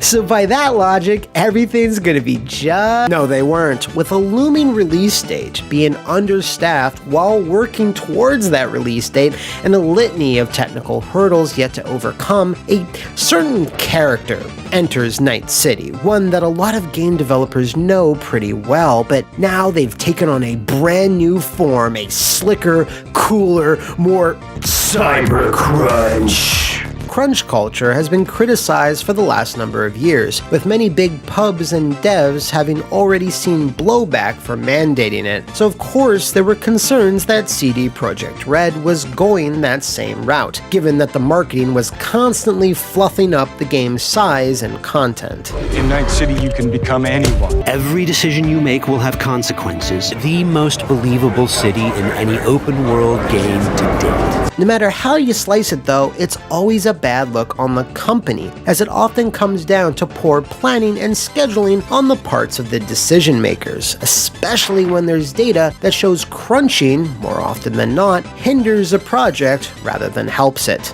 With that in mind, CD Projekt Red was quick to condemn the practice and stated there would be zero or minimal crunch, before they immediately pressured many employees to crunch. It all comes down to the fact that, for bosses, it's just a simple matter of math. If you throw enough people at a problem, and they're all putting in extra hours, the job will get done on time, yeah? Well, when someone is on their 14th straight hour of looking at a screen, then they are likely to make more mistakes and have to redo the work they just did. It also quickly leads to burnout, both mentally and physically, and while it's not exactly known how much and how long this crunch period lasted, many unnamed employees have reported that they were pressured by their bosses to put in extra hours. This was then all compounded by the fact that at E3 2019, when CD Projekt announced an initial April 2020 launch, several staff members thought it was some type of sick joke. Given their progress, there was no way they'd be able to make that date and keep up the level of quality that their fans expected. Now, let's reiterate, this company's last game sold 28 million copies, and they make regular revenue via GOG, so they were not, by any stretch of the imagination, struggling to keep the lights on. They could have just pushed the game back another year, but the plan was to always put out Xbox One and PS4 versions while those machines were still viable, and then to essentially double dip with the PS5 and Xbox Series X. This was the plan that the CD Projekt upper management had carved into stone, and what they sold their investors on, putting the game out on as many formats as technically possible. All told, there would be something like 9 different versions: the PC, the Xbox One, the Xbox One X, the Xbox One running on the Series X, the PS4, the PS4 Pro, and the all of these SKUs and configurations meant that they would need their own round of testing and submission periods. This was by far the most work CD Projekt had ever done on one singular game. And of course, by this time, it became clear to a lot of engineers and programmers that the base Xbox One and PS4 weren't up for what was being asked of them. The complexity and density of Night City was obviously designed with high-end PCs in mind, so when it was suggested to simply cancel the last-gen versions and delay the whole game by like another year, the answer was simply no. Taking advantage of smart delivery and free upgrades was too enticing to pass up, so upper management was unmovable with their 2020 mandate. So with a year left to go, the hype train was going into overdrive as it crashed into E3 2019, as it was going to be the game's last big showing. They needed to impress, and who better than Ted Neodor, Johnny Wick, Constantine, Utah Logan to hawk Cyberpunk on stage. It was really the flex that pushed the game over the top in a lot of people's eyes. If Cyberpunk 2077 wasn't a name on everyone's radars before, it certainly was after. Given this, it shouldn't shock your software to know that the game's marketing budget dwarfed what it actually cost to design and program, $121 million to $209 million, making for a grand total of $330. This also makes it the second most expensive game of all time, and as I know you're curious, the first is Red Dead Redemption 2 and its magical shrinking horse testicles. You're alright, boy. Cyberpunk was pretty much everywhere by that point, being positioned as this massive leap forward, the next-gen title that made you scream at your mom, Buddy! Cyberpunk 2077. Go to hell! What? Wherever you looked, it was punk this, cyber that. Everyone was trying to cash in on the fad. And you'd see the same neon-drenched anarchist aesthetic everywhere. And frankly, it was getting overexposed to the point that you can now own a cyberpunk-infused Flophouse 2069 poster, exclusive to pixelempire.com/Matt McMuscles. There's also a selection of What Happened shirts, mugs, masks, and etc. Hit the link in the description and order now, you absolute cyber samurai legend. Anyway, by the end of 2019, even the higher-ups couldn't deny that the game was dog rough, and simply wouldn't make its April release date in any presentable fashion. So, aspiring street kids, nomads, and corpos were told it was going to take a fair bit longer, from April to September, for them to be able to enter Night City. Now, for a big AAA game of this type, one big delay or two is pretty common, but then a specific type of bug that CDPR could never have foreseen raised its very ugly head. Long story short, the industry was turned upside down on its head as a result. Big studios and publishers had to transition staff to work at home, leading to a whole host of logistical problems few knew how to handle. One of these issues was that due to security measures for console test kits, the team were not allowed to take said hardware home, something very common throughout the industry. Work on the PC version was then prioritized even further, since most employees could access that build from home. This then obfuscated just how poorly the game was running on the old-gen consoles to many on the team, and resulted in them lagging behind even further, if that were possible. It did a lot to really mask the magnitude of the problem, and when management realized just how badly things were going, the game slipped again by another 2 months, this time to November. As the team feverishly worked during those 60 days, marketing, or whoever, decided it would be a great idea to publicly announce that the game was finished and that gold masters were being sent out for printing, and everything was okie dokie artichoke for the November launch. Now, you typically do need a month to allow for physical manufacturing, but with crashes still crashing and all the compatibility issues with the Playbox Series S Pro stations or whatever, programmers knew this still wasn't shippable, even with day one patches. Thus, that premature announcement was taken back, and an additional 3 weeks were allocated, pushing it incredibly close down to the end of the 2020 deadline. Yes, the game was content complete, but announcing to your millions of eager and sometimes hostile fanbase that the game was done, but then delaying it again, well, it would have been better if they just hadn't said anything at all. Johnny, did you see what happened? Something feels off here. You don't say. So, for every day of those 3 weeks, you best believe that those programmers and QA testers went through a bunch of cruncha. And while they undoubtedly fixed hundreds of horrendous issues, it just wasn't enough in the end. All versions of Cyberpunk 2077 were plagued with numerous issues, some ranging from minor to major to, well, really major.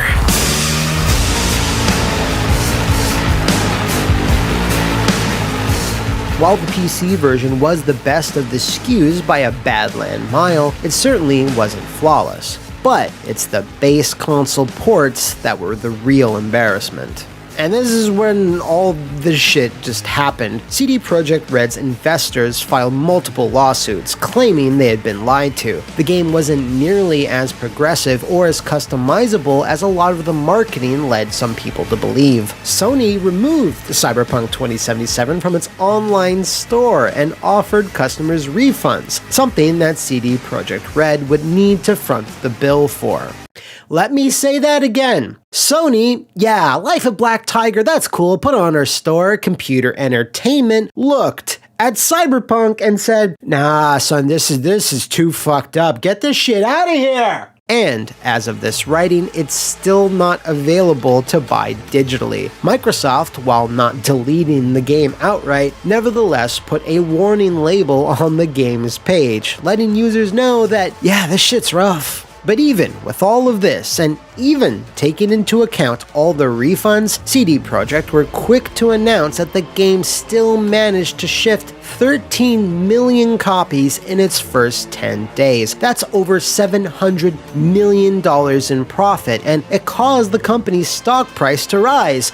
After having dipped for a little while, of course. This is still a phenomenal financial success by any measure, and not really the issue of this story, as it's more centered around perception and reputation. This was the first time that CD Projekt took a hit square on the jaw, had their balls exposed on stream, etc., etc. And it wasn't just in front of casual mainstream fans who might only be passingly familiar with them or Cyberpunk, but rather their hardcore fanbase.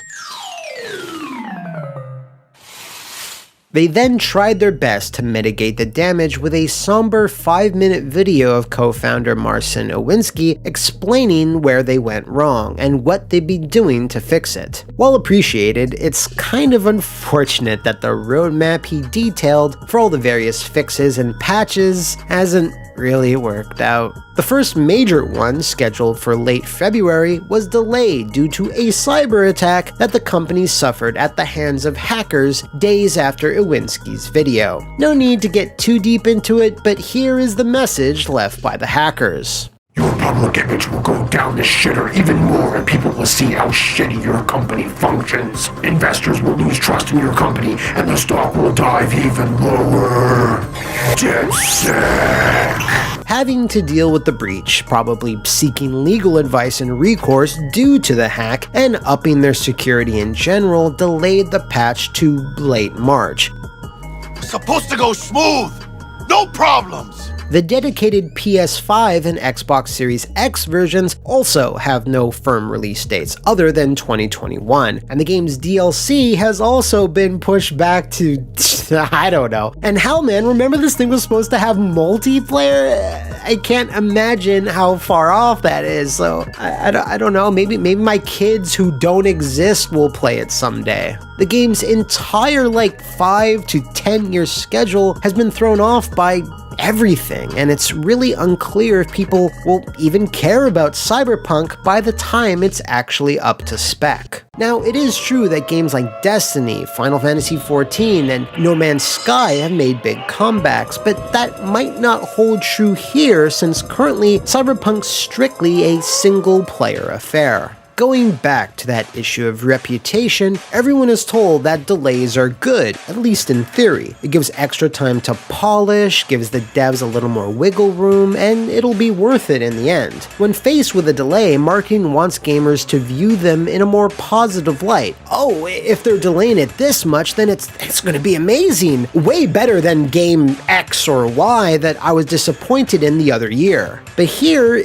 all the delays only made things worse in the eyes of a lot of fans and investors because it wasn't really worth it. Even though what they shipped into stores was 1,000 times better than what they had ready in April, it's the end product that counts. And if this video leaves you with anything, let it be that every programmer, artist, musician, voice actor, and QA tester worked their asses off every step of the way. None of them wanted to ship an underwhelming, buggy mess. None of them wanted to disappoint you. It has to come down to the mentality of upper management who are not on the floor every day and maybe missing the full picture of a given project. I don't know why, but I just couldn't deal with the pressure. They're too busy telling investors what they want to hear and shoving their heads into the sand whenever bad news is brought to them. The onus is really on them here, and they knew it. You'll rarely, or rather never, see anyone from EA or Bethesda Thank you.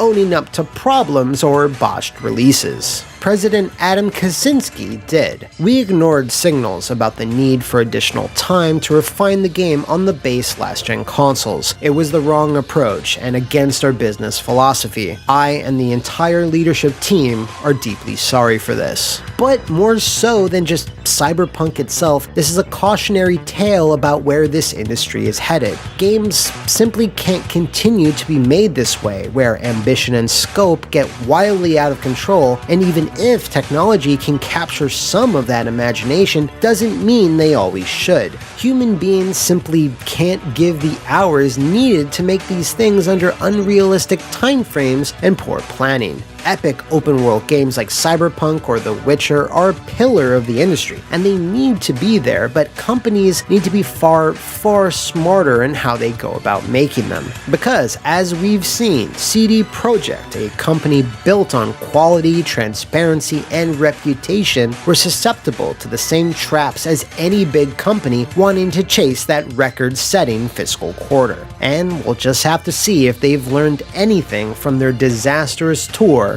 of Night City. It's one of those places where expectations and reality collided, resulting in a heap of disappointment. Alright, it's done. You can stop asking me now, and I hope you enjoyed it. If you know of any other massively mismanaged metropolises, let me know in the comments below. Take a synthwave-flavored cruise over to my Twitter, or bust into the corporate offices of the Flophouse VIP Patreon to nominate the next episode. See you next time, and thanks for watching. Hello and welcome to another episode of What Happened, the show people are calling, why do these stupid videos keep showing up in my recommendations? Well, I'll tell you why. We have another tragically twisted video game table flipper to talk about today. So, without further ado, stepping through our doors because we're open for business. Now, we've covered first-person shooters before, a lot, and that's because it's a bottomless pit of controversies, overhyping, and big dumb engine problems. So, with that in mind, Blood 2. Okay, if we're gonna dig up the grave of the cult classic series that is Blood, well, you can't not bring up Monolith Productions as well. No, not that Monolith, no. Yeah, that one. They're responsible for a number of innovative and unique franchises in the fine art of first-person shooting, with things like Fear, No One Lives Forever, AVP2, and Condemned, among others. This, of course, was before they were banished to the Mines of Moria in 2012. You know, some say if you listen to the wind, you can still hear them working on Lord of the Rings games to this day, which they'll be doing until they pass into the Grey Havens. Back in the heaving bosom of a year that was 1997, however, Monolith released what some consider the best shooter on the build engine, Blood. It starred the trenchcoat wearing, six-shooting, catchphrase spouting Caleb. Just me? On a revenge mission against his former patron saint or demon, delightfully named Chernobog. Now, while not a massive hit by any stretch, especially compared to the other build engine boys, it quickly gained a cult following. Yeah, cult. Totally unintentional, right there in the script. Now, while Blood was developed by the fine folks at Monolith, it was published by the lesser fine folks at GT Interactive, a name that might be familiar among the old school FPS fanbase. We'll get to them in a bit. Oh yes, we will. Now, in the end credits of Blood, a sequel was indeed hinted at, but with the advent of 3D engines in the late 90s, most of Monolith were developing one of their own, Direct Engine, which would later become Lithtech. Originally, the technology was being made in partnership with Microsoft, but Monolith themselves would purchase the rights to it from Microsoft, so the deal, as you can expect, kind of exploded. Lithtech would then power the masterclass in storytelling that was Shogo Mobile Armor Division. Sorry, Commander, this area is off limits. Yeah, whatever. I have my orders, sir. Please be nice to me. GT Interactive, however, wanted an immediate sequel to Blood, and when I say immediate, I mean right the fuck now. Okay, so to be more accurate, the mandate that GT handed down was that Blood 2 needed to be on store shelves in 11 months. This publisher thought it was feasible to produce a full sequel on a brand new 3D engine that had both single and multiplayer in less than a year. Yeah, that makes sense. Now, aside from that, things were kicking off incredibly poorly elsewhere within the company, with one Nick Newhard, the main designer of Blood 1, quitting Monolith to look for work elsewhere, with his duties passing on to one James Wilson III, a level designer on Blood 1. To help speed along the process, Monolith, specifically one of its founding members, Jace Hall, decided to turn to the fans on the official Blood forums to ask their opinion on major design decisions for the sequel, and would then use said feedback to help shape the game. I sure could use a drink. This is shaping up to be primo what happened material already, isn't it? Now, the original plan was for the Shogo team to wrap up their work and join in on the development of Blood 2 so as to hopefully make that aggressive release date. However, Shogo's development dragged on later than intended, so this whole plan here, yeah, it didn't work out. In fact, both games wound up releasing within 2 months of each other, so unfortunately cooperation didn't really make it happen. Now, while this wasn't detrimental to Shogo since it had a longer dev cycle, it was extremely detrimental to Blood 2 because, well, if it wasn't, I wouldn't be talking right now. Shogo was planned and mapped out years before, but a sequel to Blood wasn't even supposed to exist, as it was GT that suddenly asked for a follow-up. Therefore, the team, in a frantic panic, decided to ask Blood fans, or Bloodites, for help. Jace Hall cites this as a move that ultimately damaged the perception of the final product, as it created unrealistic expectations that they had low chances of meeting. He explains, Monolith made its share of bad decisions that contributed to Blood 2's reception, overambitious game design, and unchecked team communication with the fans, i.e. a lot of promises got made by Blood 2 team members that probably shouldn't have. What type of promises? Well, stupid ones. Initially, 4-player online co-op was being thrown around, which would have caused the minds of lesser men to explode in 1998. The single-player, Blood's Meat and Potatoes, was originally going to feature multiple objectives with several different solutions, which would all then be connected via main hub world so as to expand the scope and immersiveness of the game. As you could surmise, all of this never happened. It all makes for a hilarious tragedy, however, when you read the musings of James Wilson during Blood 2's development. All the levels are goal-based, with no key hunting, and advance the story appropriately. You will have very well-defined reasons for being where you are, and fairly involved goals, some of which will be vastly divergent from your typical run and gun. You will also be able to freely move back and forth between levels, but we are taking great pains to make sure that is not cumbersome. Well, it's certainly easy not to make backtracking cumbersome when there's no backtracking at all, as that entire concept was soon abandoned. With that said, Blood 2 also features tons of key collecting and switch pulling, pretty much everything you expect from a standard run and gun at the time.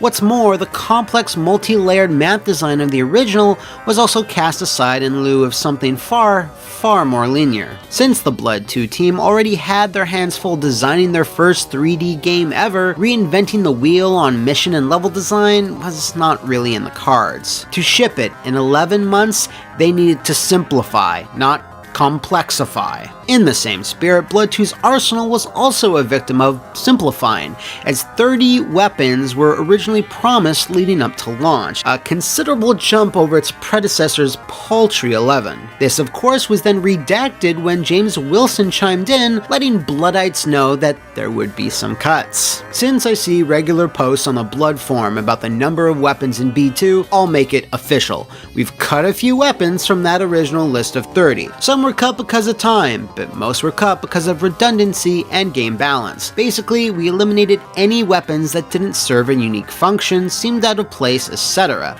Our trimmed down list now consists of 21 weapons.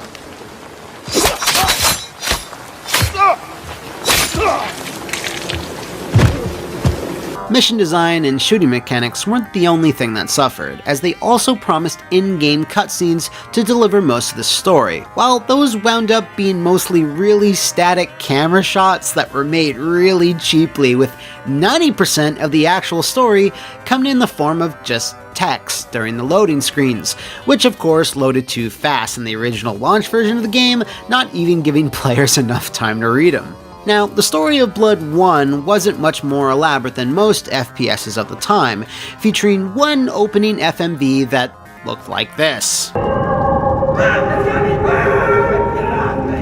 And yeah, that was about it. It was a simple revenge tale against a weird monster. James Wilson, however, felt Blood 2 needed lots of story and was determined to cram it in, whether fans wanted it or not.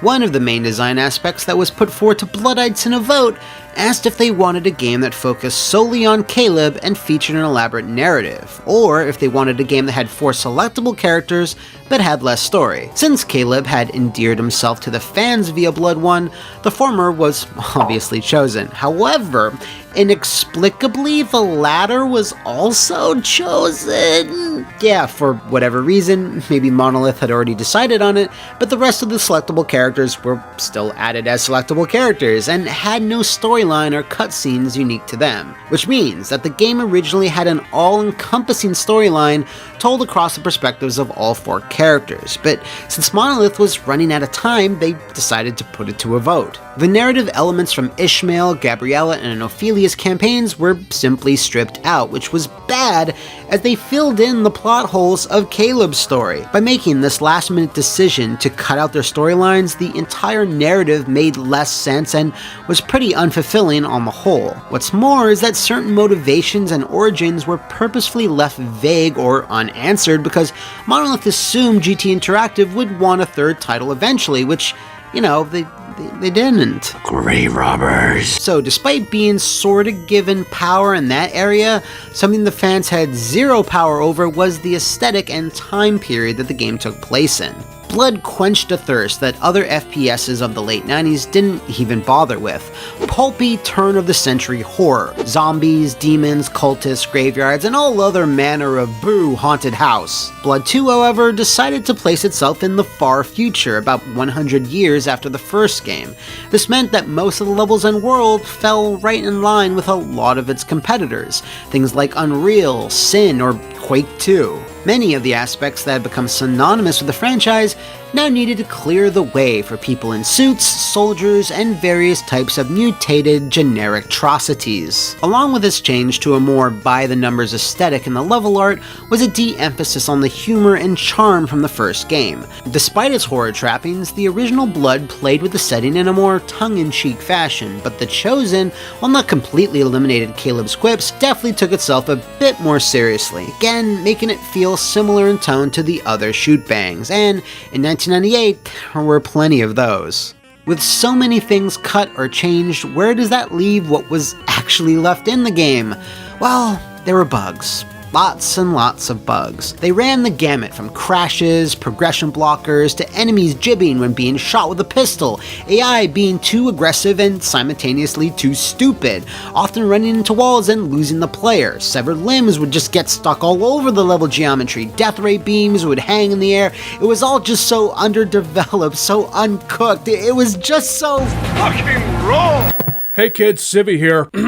I hereby endorse the usage of this Gordon Ramsay clip, which is my own intellectual property and creation that I have received the appropriate amount of monetary compensation for said use. Thank you, and now back to you, Mr. McBumbles or whatever the fuck your name is. Pay me! Okay, so we've seen that, yeah, the game needed a little polish, or about 30,000 cans of industrial strength polish all shot directly at the source code from Orbit. The quotes leading up to the release from James Wilson, however, are finger-licking good in their absurdity for two reasons. One, due to the abundance of 90s slang, and two, due to how fucking wrong they were. Got done a huge release candidate build for GT yesterday. The AI is looking a lot more pimp as well as deadly. Most navigation issues are taken care of while keeping low tick counts and no scripting. Attacking tactics have been beefed up. The AI will deal and react to stuff like gunfire, bullet impacts nearby, differences in height, ledges, distance, damage, and ammo amounts. I can't even make it through a bunch of the levels and they aren't even done. The AI plays with the same restrictions and constraints as the player, so there is none of that whack-ass bot crap like in Unreal. It is tough but reasonable and also believable, and the best of all is that the AI is scary. Oh my god, I got misty-eyed just reading that.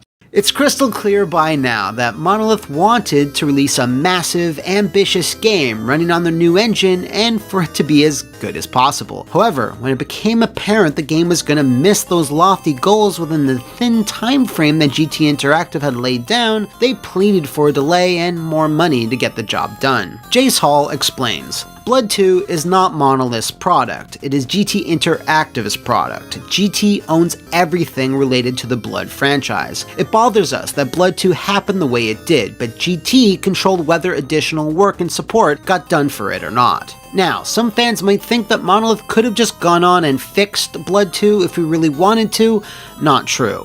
We were at the end of the production cycle with a product that could really benefit from some patchwork. Monolith had no say in that, but we all felt that we needed to do something. Thus, the Nightmare Levels add-on pack was born. Both Monolith and GT had the idea to build a simple add-on pack, something that GT was willing to pay for, and during that time we would use some of the money they gave us to work on a Blood 2 patch. This sorta worked as we were able to fix some things, but the bottom line was that Blood 2 was going to need a lot more money if we were going to get it to a truly polished state. So after all this was done, GT, having other internal financial issues, pretty much decided that they were done with the Blood franchise. They were not interested in spending any more money on that property at all. End of story. The Nightmare Levels was Monolith's attempt to right the wrongs of the game and implemented some fan service that people had been asking for. It featured more levels akin to the original, such as a hedge maze and a carnival, reintroduced the robed cultists, and like Mr. Hall said, had some, but sadly not enough bug fixes and polish to really make it shine. Now, if GT Interactive were so keen to publish Blood 2 in the first place, why did they abandon it so soon? Why were there no console ports to hopefully make some extra cash? Well, that was all due to the impending buyout from Infogrames that happened just a year later. The buyout that GT Interactive never told Monolith about. See, GT execs started greenlighting everything they could in a short period of time, hoping to make enough cash for themselves before they were swallowed up by the bigger and Frencher publisher. This is much like how Fox farted out a pointless PG-13 cut of Deadpool 2 before the buyout from Disney was made official. Make your money while you still can. Jace Hall also revealed that they never saw a profit from the finished game, as the lion's share all went to GT Interactive. This then put them in a difficult position. Why risk their own time and their own money to fix a game that only their publisher would see dividends for? Instead, Monolith focused on the future, such as the No One Lives Forever franchise, which they 100% owned at the time. Monolith never received a single dollar from any Blood 2 sale. Never. Monolith did not put Blood 2 on the shelf and then collect a fee. That was GT. If Blood 2 sold through the roof, GT would have made all the money. Our royalty was never going to see the light of day. Maybe we could have made some money off Blood 2 after it sold 600,000 copies, but I knew there was no way that was going to happen. I feel really bad for the gamers that bought Blood 2 and were unable to have fun due to bugs. I wish it didn't happen this way, but there was nothing I could do. GT wasn't interested in paying for more development, and I was not going to send 65 families to the unemployment line just so that there could be smoother online multiplayer or AI that wouldn't get stuck in walls sometimes. That was my decision to make, and I I own up to it. If you want to blame anyone for that decision, then blame me. I'm the CEO. Basically, Blood 2 just needed more time. Time costs money, and Monolith didn't have a business model with the Blood 2 project that could justify additional work. GT needed to step up, and really, they should have, because at the end of the day, it was their game that was being sold. Nowadays, Infowatari Games still owns the Blood IP, and while they did absolutely nothing with it over the course of 20 years, the remastered Blood Fresh Supply via Night Dive Studios made it incredibly accessible for generations new and old to experience. Maybe in the future we could very well see a fully realized, polished version of Blood 2 The Chosen, or even a full sequel if the old gods allow it. Until then, dear viewer, we will patiently wait to see if Caleb pulls on his battered old duster and loads up his sawed-off one more time.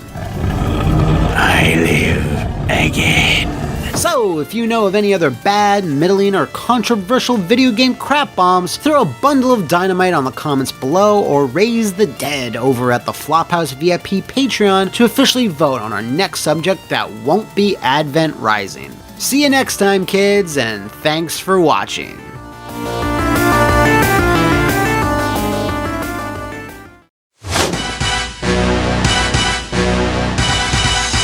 Welcome back, Double O's, to another episode of Happened. What Happened? The show with a license to kill and is best consumed shaken, not stirred.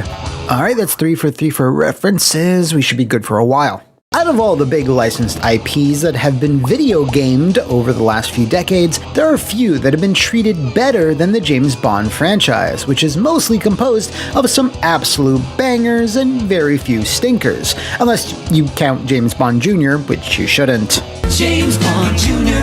A while back, we covered 007 GoldenEye, which, despite its innovations, quality, and long-lasting legacy, had its fair share of bumps and bruises getting to market. The same can also be said about the last major 007 game, Legends, just without the innovation, quality, and legacy part. Because despite coming to us from Eurocom, who had the most prolific and consistent career in bringing James Bond to game consoles, having made The World Is Not Enough, Nightfire, Quantum of Solace on the PS2, and both the vanilla and reloaded varieties of GoldenEye. Unfortunately, this solid showing was then capped off with our subject today, which, for a variety of reasons, failed quite spectacularly, both in a critical and commercial sense. In fact, it was such a black eye for the brand that it caused Eon Productions, the owners of the Bond IP, to suspend the secret agent from active video game duty for the last 10 years. Wow, so what exactly happened to 007 Legends? The mid to late 2000s saw a pretty big paradigm shift in terms of licensed video games, as the ballooning costs in making bigger and more expensive 7th gen experiences saw profit margins becoming thinner and thinner, especially when they needed to be shared by several big studios and IP holders. While having published a successful string of Bond games, Electronic Arts were scrambling to adapt the upcoming Casino Royale with a third-person action game much in the style of Everything or Nothing. It unfortunately lagged behind in development as the switch to HD consoles was proving problematic, and it was for sure going to miss the film's launch window, which saw EA considering canceling the whole thing. At the same time, the fine, wholesome folks at Activision, yes that is sarcasm, swooped in, offering a $50 million bid for the license. EA had reportedly re-upped their license to produce Bond games to 2010, but the problems with Casino Royale were enough for them to simply want to cut their losses. Whereupon, Activision took over. Now, by this time, the opportunity to capitalize on Casino Royale was long gone, so they tossed the IP over to Treyarch, who had to quickly slap together a Quantum of Solace game using their Call of Duty engine. But Casino Royale was such a massive hit, they couldn't resist making it a hybrid game, with half the events adapting Casino, with the other half being Quantum. I mean, sure, you could do that. Personally, the less Quantum the better, but I digress. Please don't talk to me like I'm stupid! Fast forward to 2010, where Activision had expanded their ambitions with the IP, making two distinct games: Bloodstone, a third-person shooter for HD consoles, and the GoldenEye reboot for the Nintendo Wii. GoldenEye, due to its namesake obviously, was a pretty big success, selling well over 1 million copies, whereas Bloodstone lagged behind pretty direly in sales. Unfortunately, as we all know by now, if you're not making Call of Duty money and are working under Activision, well... You expect me to talk? I don't expect anything from you except to die and be a very cheap funeral. Bizarre Creations were then shuttered by its parent company almost immediately after Bloodstone's release. You can learn a bit more about that dick move in this edition of Gone Too Soon. So with GoldenEye's performance pleasing Activision's board of directors, seen here, that game's developer Eurocom were tasked with a follow-up, as the latest James Bond adventure was coming to theaters in 2 short years. Now, after a remake and an all-original title, it made sense to dip back into cinematic adaptations, especially since Skyfall was greatly anticipated and would wind up being the most lucrative James Bond film of all time. However, 2012 also happened to be the 50th anniversary of the character's movie career, which is why you saw little nods and throwbacks dotted throughout Skyfall's running time. While Eurocom obviously had lots of experience working on fully formed narratives that paralleled the movies, this next James Bond title was gonna try something different that regrettably doomed the whole mission before it ever even got started. Oh, they were going to adapt James Bond films alright, but they were going to take that concept up to a ludicrous degree. Bruce Fierstein, the writer of several James Bond pictures as well as video games, in an interview laid the blame squarely on 2 specific entities. Because it was the 50th anniversary of James Bond, Activision and Danjaq decided that it was time to celebrate all of the movies. We also wanted to incorporate Skyfall directly into the game, which we're doing through downloadable content. The great thing with this game is that players are able to go back and play Bond's greatest missions over the past 50 years, including Skyfall. There are so many things wrong with this idea. What might seem cool on paper to adapt 5 classic films all at the same time while trying to tie them together with a brand new one, wait, that doesn't even sound good on paper. Making video games is a complicated process. Adapting an IP with a very controlling owner is even more complicated of a process. But trying to pull from 6 different movies, all filmed and written decades apart, is just unmitigated madness. However, these were the mission directives that Eon and Activision had laid out, and Eurocom had no choice but to follow them.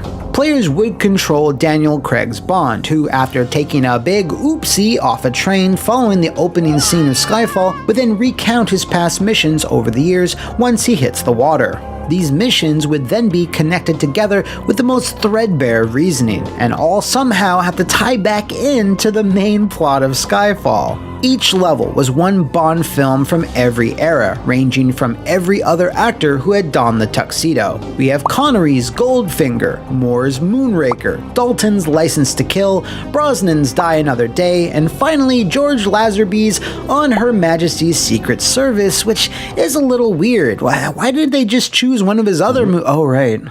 Now, I will give them slack for Die Another Day. I mean, it's the worst Brosnan film by far, but it was also his only one, which never got adapted into a video game before, so yeah, they had their backs against the wall for that one. Your mama, and she told me to tell you she's really disappointed in you. Now, it had probably been a challenge to adapt GoldenEye's antiquated, Cold War-infused plot in 2010, so you can only imagine how hard it was to not make Moonraker's plot and set pieces seem absolutely ridiculous. Because remember, they had to make it fall in line with the grittier, more realistic Daniel Craig era. If Eurocom had been tasked again with translating and updating just one classic film, let's say License to Kill, they probably could have done so fairly easily. This is because you tend to run into the issue of a film script not having enough stuff in it to support a game's typical playtime. It's therefore not too taxing to find story reasons for Bond to kill some guards here or have sex with someone there before dipping back into the main story thread. But in Legend's case, they had to do the exact opposite, make a satisfying mini-movie out of one single mission. Rob Matthews, Eurocom's in-staff writer, talked about this challenge during interviews at E3 2012. It's been something new to us, because usually, we take a film and make it into a full-length game, but now we actually have 6 films that we have adapted. So what we've had to do is really concentrate on what are the core elements of those particular films. What are the great action sequences? Who are the bad guys? It's for this reason that the first main level of the game feels like the ending to another, incorporating an action-packed siege of Auric Enterprises and then Fort Knox, which is something that happens more than halfway into Goldfinger. If that doesn't sound ideal, having to make a cohesive adventure out of random film scenes, guess what? It gets worse. Activision and Eon's contract said that the game had to be out before Skyfall's November release. Now, Eurocom did have a mature developmental pipeline for their games by this point. They would use the same tools and engine they used for the HD version of GoldenEye to build Legends as quickly as possible. Even with that though, they only had 24 months, so Eurocom had to make some concessions and shortcuts. They couldn't lift every set-piece, action scene, and character from every movie, so they just kinda had to pick out whichever one they could retrofit into their new narrative. They also had to be filled out with gameplay chunks, which could then be recycled for each film over and over, bearing some exceptions. There was always an explosion-filled FPS action section that saw Bond killing dozens and dozens of enemies in an orgy of destruction, whereupon you would then be whisked away to a puzzle/stealth sequence where you're trapped in a particular area and need to escape or retrieve an item. Finally, you'd then be jerked into a clunky first-person melee bout where you mindlessly swipe at a heavy or final boss. This ranges from Blofeld to Jaws to Gustav Graves. Do you remember him from Die Another Day? No, me neither. These melee bits were very obviously, very hastily designed and programmed, and just amounted to a series of dull QuickTime events that never really changed. And worst of all, they can happen a lot. Now, I said very hastily there, which is the harbinger of the most feared, most intimidating James Bond villain of all time, the nefarious Dr. Crunchy Crunchmonger. Remember, the whole point of the project was to coincide with Bond's 50th anniversary, so it had to be out by 2012 at the absolute latest, but not so late as to clash with the release of Activision's own Call of Duty, which that year was... I don't fucking care. As you can see, these two fundamental problems, a hard-to-pull-off core idea that didn't lend itself very well for video game development, and an unmovable release date, wound up giving 007 Legends the worst reviews of any Bond game since, I don't know, ever? Many outlets cited it as a boring, repetitive, narratively fractured Call of Duty clone, and worst of all, the game didn't even ship with an ending. When it was released in October, it simply stopped after the Moonraker mission. Just bam, cut to credits. Apparently, Eon did not want the ending of Skyfall spoiled, so they had Activision and Eurocom delay the last level until its theatrical debut as a piece of DLC. In a very un-Activision move, this DLC was in fact free. I guess they didn't want to deal with the whole charge players for the true ending fiasco that some other publishers were cool with.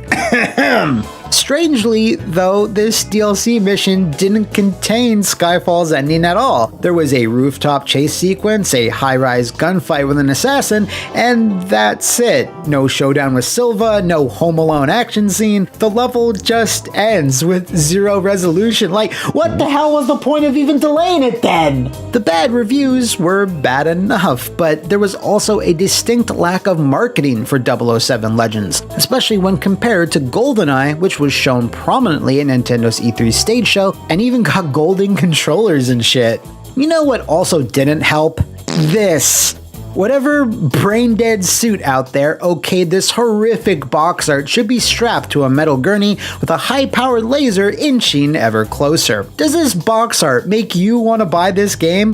Who is charmed by this render of a mannequin in the vague shape of Daniel Craig and these blurry screen caps just lazily slapped on there? It's almost as if Activision didn't care about this release at all and put the bare minimum into marketing it, which was exactly the case. Unbeknownst to most, Activision and Eon were reaching the end of their contract, and neither wanted to renew it, so 007 Legends was quickly shoved out the door as a last-ditch attempt to squeeze more money out of Bond's already cold dead hands.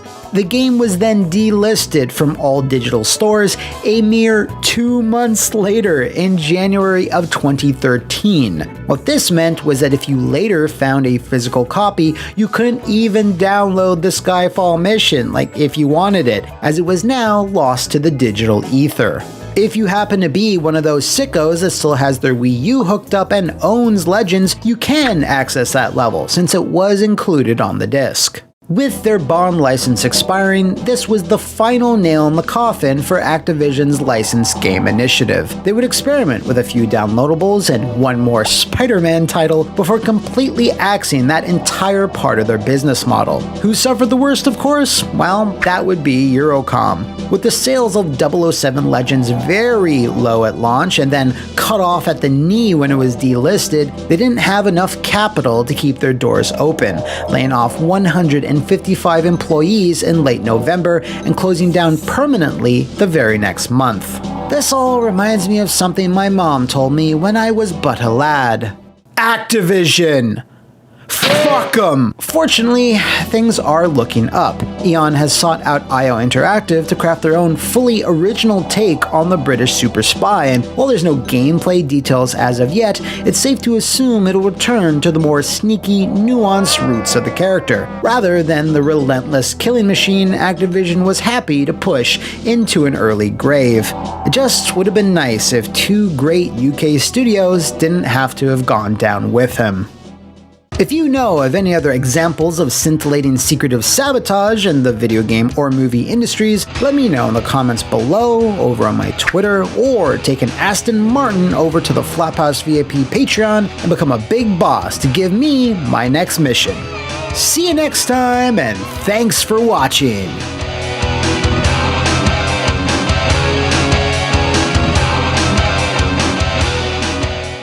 Hello everyone, it's me, Matthew, and welcome to What Happened, all you Brink fans! Yeah, it's your time to shine! It's finally time to hoist this kinda well-known FPS on our stage of shame, where we'll be uncovering the dramatic shifts in development that befell this multiplayer single-player hybrid, the engine problems the studio faced, and the unforeseen acts of God or Bethesda that destroyed any chance of the game reaching its full potential. Oh, wait, none of those things really happened. Yeah, the tale of Brink doesn't have nearly the dramatics, sudden swerves, or awful decisions as a lot of games we've covered in the past, but whose only real sin was having sky-high expectations and an insurmountable amount of hype that couldn't possibly be delivered upon. So we'll need to travel back to our favorite time period in the video game industry, the one with the most studio closures, dramatically raised budgets, and razor-thin profit margins. This is 2007, and the HD era of gaming was kicking off, or kicking down, whatever. Splash Damage is a London-based developer that have a particular set of skills, and that was making multiplayer suites for already existing projects. We're talking Return to Castle Wolfenstein, then Wolfenstein Enemy Territory, and finally Doom 3. So yeah, they were obviously id Software stans, something they didn't try to hide very much at all. Now, the thing about all these multiplayer modes is that they were all fantastic and basically kicked off the then newish practice practice of farming out your multiplayer mode to another developer, freeing up the original studio to focus on the campaign. An example being Grey Matter for Return to Castle Wolfenstein. But it was with 2007's Enemy Territory Quake Wars, Splash Damage's first standalone release, where they really started to turn heads, despite the Quake franchise's wavering popularity with Quake 4. Quake Wars garnered fantastic reviews and even some awards, which was the poke in the bum for Bethesda to tap them for their first wholly original big-budget game.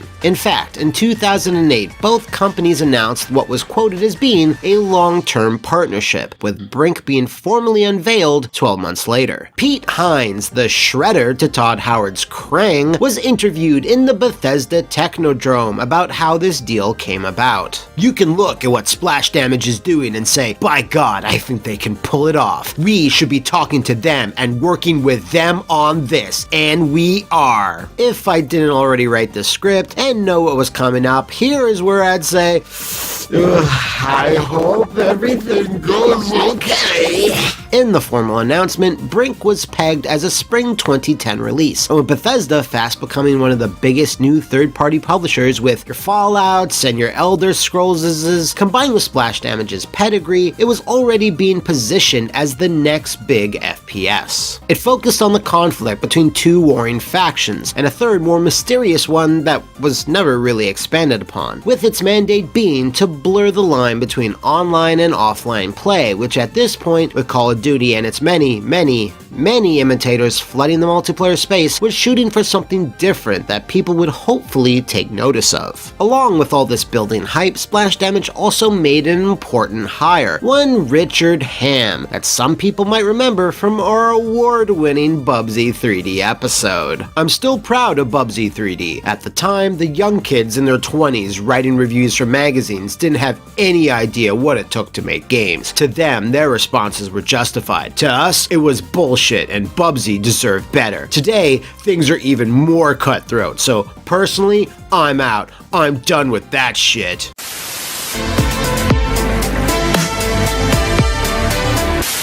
So yeah, that quote was given after Richard Hamm's creative director duties on Brink were done. And yes, he was a lead on Bubsy 3D, but he filled a similar role in the Siphon Filter games, Tony Hawk's Pro Skater 3, and just prior to Brink, had a prominent role on Fable 2, so, you know, there's that. His curmudgeonness was probably due to some of the lukewarm reviews that Brink posted at launch, which were probably made more potent by not one but several delays the game suffered, the first being from that initial spring of 2010 to the following autumn. That's a product that we believe is a genre breaker. It's a real killer app. From a quality perspective, we're pitching that along the same lines as Fallout 3, which is how Bethesda's European marketing director decided to frame it. Are they insane? Now, while he clearly just says quality, Brink is a very, very different beast from Fallout 3, even if you're just trying to compare their theoretical Metacritics, as Bethesda likes to do. So, up to that point, the house that Todd built were almost exclusively putting out big story-driven games, which gave the impression to some that Brink would follow suit. Also, hey, marketing directors, please don't use the terms killer app unless you're Tron, and certainly don't fucking say shite like genre breaker. Anyway, later that same balmy summer of 2010, word came down that the game would then slip to 2011 with no real reasoning coming from either Bethesda or Splash Damage, other than just simply confirming it. This would now place Brink 12 months after its initial target release date, further increasing the anticipation, which would surely be worth the wait. Now, because of the tone I just used in that sentence, yeah, that wasn't exactly true. Brink had several issues at launch, which isn't a surprise given all the new things it was attempting, but nonetheless, reviewers noticed them. Paul Wedgwood, Splash Damage's former CEO and founder, humbly explains where he believes they faltered. It was our first console game. There were a lot of things to take on. We ported id Tech 4 to PlayStation 3 and Xbox 360, which it didn't exist on at all, with some help from id, of course, so we just bit off too much, really. We didn't test it thoroughly enough before the release, and there were 3 fundamental problems. It had some issues with lag on day 1 of the release, then there were texture load-in problems, and finally some AI problems as well. They were all sitting there in a day 1 patch, but we just couldn't get people to re-review it after the initial release. If we could delete those first 7 or 8 reviews, we'd be at 90 or something, but it was too late, so lesson learned. Yes, upon release, Brink did get some fairly average reviews from well-known publications, citing the problems above. What's more is that the game, from a narrative, character, and storyline perspective, was not exactly what some fans wanted, especially when coming from Bethesda. It didn't really put the characters front and center like, Bethesda's Rogue Warrior did.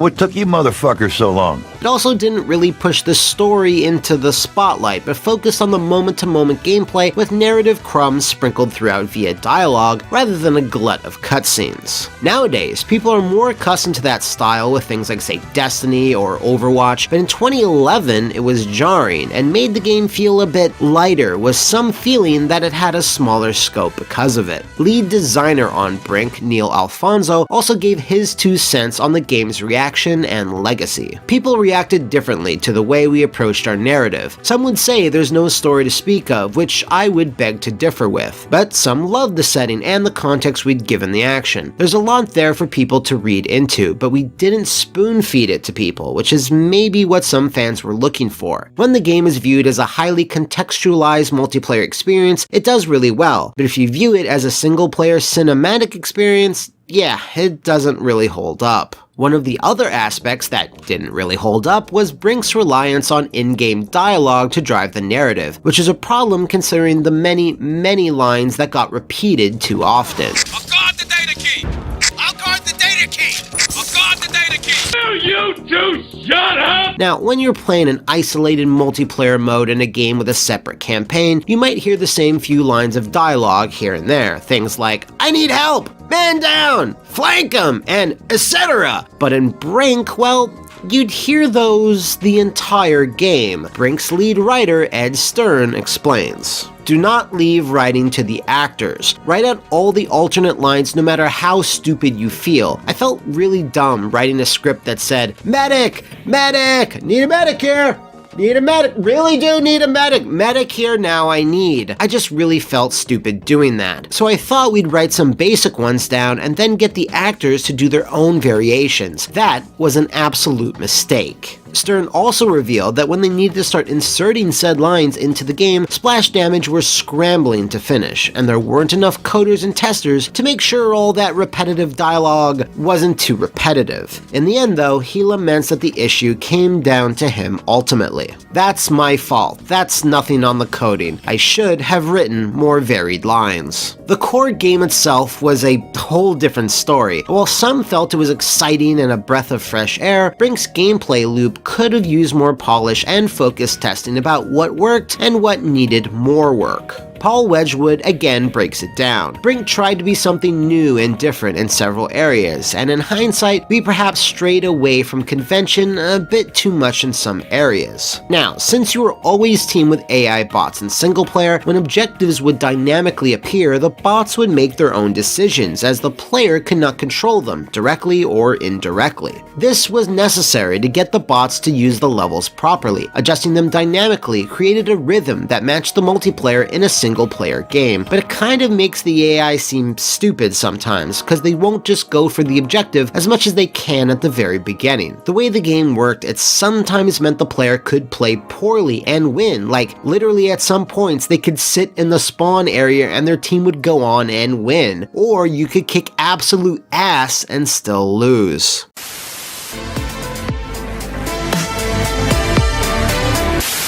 The thing is, even with all these problems, Brink really didn't capture gamers' imaginations through the characters or the narrative, something most hero-based products do nowadays. Conversely, there was never much to do in the game once you hit the level cap, and there was only one significant DLC pack ever released, Agents of Change, but it released the same year as launch. Now, despite this drying up of support, with many players dropping Brink within months or even weeks, it was still a success for Bethesda and Splash Damage, even if it wasn't enough to spur a sequel. Paul Wedgeworth commented on this. "I was walking out on stage and signing autographs for thousands of people at a time. It was a crazy time, the weirdest experience. But it's bullshit. It's not you that's made the game, it's the team that's made the game. And it's the team that's responsible for the success of it." And Brink was a commercial success. It sold 2.5 million units. It generated over $100 million at retail, and it was our 5th sequential #1, which wasn't bad, but it wasn't a critical success. We really missed the mark with the initial release, and that frustrated us a lot. Therefore, after Brink, Splash Damage immediately went back to providing multiplayer modes for other titles, such as Batman Arkham Origins, which I didn't even know had a multiplayer mode until I just said it. They then followed up with Dirty Bomb, another multiplayer-focused FPS, which was initially published by Nexon in 2015, but much like Brink, it failed to make any sort of impact, with a 2019 player base about where you'd expect it. Nexon eventually threw the Dirty Bomb rights back at Splash Damage, but not before they were then wholly purchased by Lei Yu, the same Chinese company that owns Digital Extremes, in 2016. Along the way, Splash has contributed to the multiplayer modes of both Gears 4 and 5, and are currently plugging away at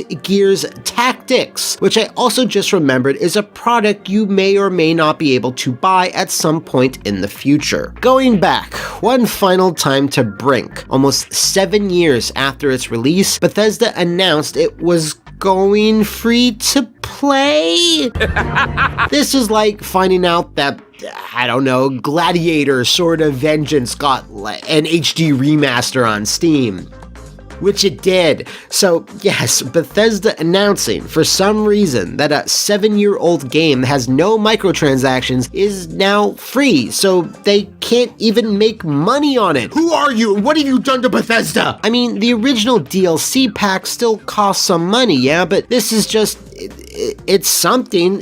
It occurred, I guess. In summation, much like games that we've covered before, such as Kingdoms of Amalur or LA Noire, there was no real fan backlash to Brink. It didn't receive terrible reviews, it sold well, and outside some aspects that needed more polish and maybe trying things that were a bit too ahead of their time, the game had no real debilitating problems or scandals. And like stated before, Splash Damage is still alive and well, which it's a nice change of pace for this show, because it's really rare that a developer that worked with Bethesda was able to pull themselves back from the brink of closure. If you want to throw another stinky suggestion into our squared circle, let me know in the comments below, or parkour your way to the Flophouse VIP Patreon to officially vote on our next subject. See you next time, and thanks for watching. What Happened, the show that puts an analytical eye to video games and movies, both released and unreleased, and few things unreleased more than Prey 2, the sequel to 2006's Prey, probably the last success that the original guys of 90s institution 3D Realms was able to enjoy. Not like today though, the company's been reborn and Graven is awesome. Check out my video right here. This is all because Prey, which saw Domasi Tommy Tawadi fighting off an alien invasion with inventive weapons and upside-down levels, was a pretty big hit when it was unleashed on PCs and the Xbox 360, selling over 1 million copies in just 2 months. It was developed by Madison, Wisconsin's Human Head Software, but before they even got a chance to sit back and enjoy the fruits of their labors, just 1 month after its release, 3D Realms and Apogee, the height of gaming excitement's founder, Scott Miller, claimed that a sequel was already being worked on, even though it wasn't. This is the start of the troubles, and a long list of troubles that would plague Prey 2 for the next 8 years. This 8 years is filled to bursting with false starts, delays, hostile takeovers, shady contracts, and broken promises that wound up denying fans the world over what could have been a truly groundbreaking FPS sci-fi epic. As to why it never found its way onto store shelves, well, will somebody please cue that boy? I mean transition. Alright, there you go. Scott Miller, as you would expect, was quick to announce anything approaching success when it came to 3D Realms, considering the fact that the Duke was currently bleeding the company dry. Anyway, Scott was reluctant to publish another product under 3D Realms/2K, what with that whole mess going on, so a year later, in June of 2007, he decided to open his own agency, Radar Group, which would act as a middleman to pair up promising titles from smaller studios with publishers willing to invest. Scott shopped Prey 2 around, but not a whole lot of progress had been made on the actual game, save for its story and setting, which had begun to take shape. It would pick up immediately after the events of Prey 1. Tommy stands accused of the disappearance of his grandfather and girlfriend, and thus flees the Earth via spaceship/portal/alien magic. The same gravity and portal-based gameplay loop would have remained, so this would have been a very traditional sequel, but without proper publishing and funding, it remained in a holding pattern, not entering full production quite yet. Then, almost 2 years after that, progress finally started to progress. 3D Realms relinquished all rights to the IP, which were then subsequently transferred to a brand new publisher, one with the funds and clout to hopefully prop up Prey 2 and put it in front of as many eyes as possible. Forgive me if some of you already know where I'm heading with this, but that publisher was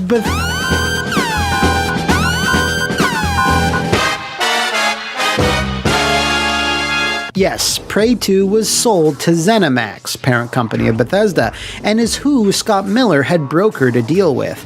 And in all honesty, at the time, this wasn't seen as a bad thing, as Bethesda's reputation in 2009 wasn't quite what it is today. It should be noted, though, that it wasn't the only big money move that the company had made in 2009. In fact, the acquisition of Prey fell right in line with Bethesda buying out id Software and gaining several big IPs and technology in the process. In a 2011 interview, Human Head producer Matt Besenius confirmed that up until this deal, the game had indeed not entered full development. 3D Realms decided to announce we were working on Prey 2 when we were only bouncing ideas around for it. We didn't start exploring the Prey 2 universe you see here until we were with Bethesda in 2009. He would also go on to say that their approach wasn't simply to make a sequel by fixing issues and adding features, but instead wanting to take some of the first game's core concepts and make a brand new experience out of them. This whole new experience was officially revealed by Bethesda and Human Head at E3 2011, with the story focused around a bounty hunter, a new character separate from Tommy, who would explore an open world that was quite a target-rich environment. The global success of Red Dead Redemption a year prior was what spurred the team to move the game down this path, ditching the gravity and portal elements and focusing the entire game around bounty hunting. The hunter in question was to be Killian Samuels. That's the most American action name I've ever heard of. A US Marshal whose plane crashes into the Sphere, the alien ship from Prey 1, and hilarity ensues. Fast forward several years, and he's now an experienced hunter just trying to make his way in the galaxy. And because he's a mysterious protagonist, he needs fuel. Protag fuel. The fuel in question? Amnesia. Yep, he didn't remember anything about his life before his fateful plane crash. The second it was shown, Prey 2 looked immensely promising and exciting.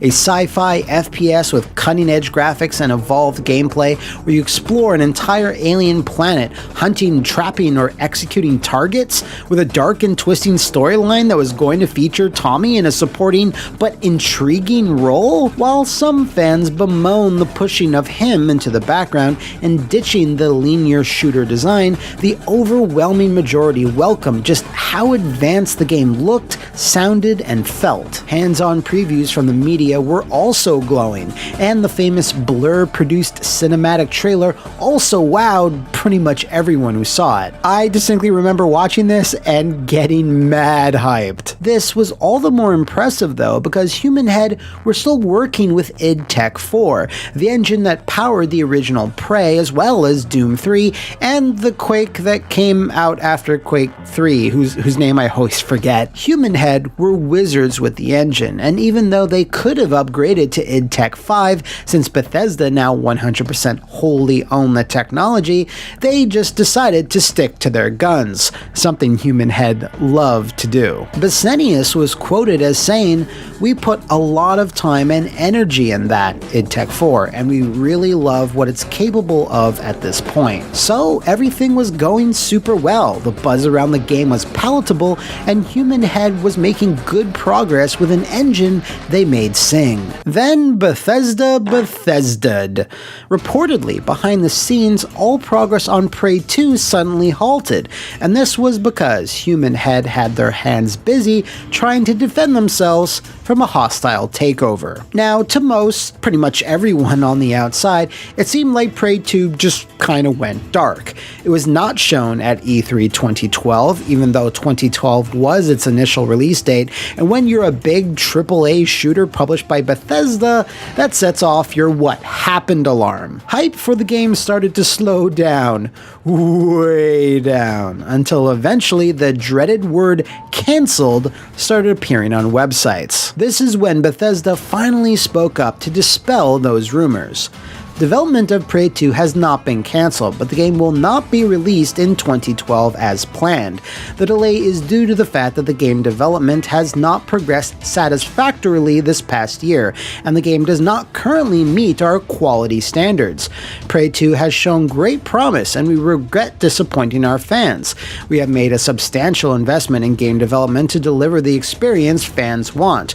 We are determined only to release the AAA game that fans rightfully expect, and are unwilling to compromise our quality standards to meet a release schedule. Ah yes, Bethesda. The company refuses to rush games to meet their release schedule. Can we get this quote on poorly aged, please? But it's weird. Back in 2011, the game was reportedly in an advanced alpha state and was looking pretty amazing, and the industry was abuzz about it. So what went so wrong in the course of just a few months that wasn't satisfactory for Bethesda? Well, time just kept ticking into the future, and all relevant lips remained shut, especially Human Head's. Another year went by, and in May of 2013, with E3 fast approaching and Prey 2 again missing the show, cancelled was being bandied about once more. This time though, extra tidbits started circulating.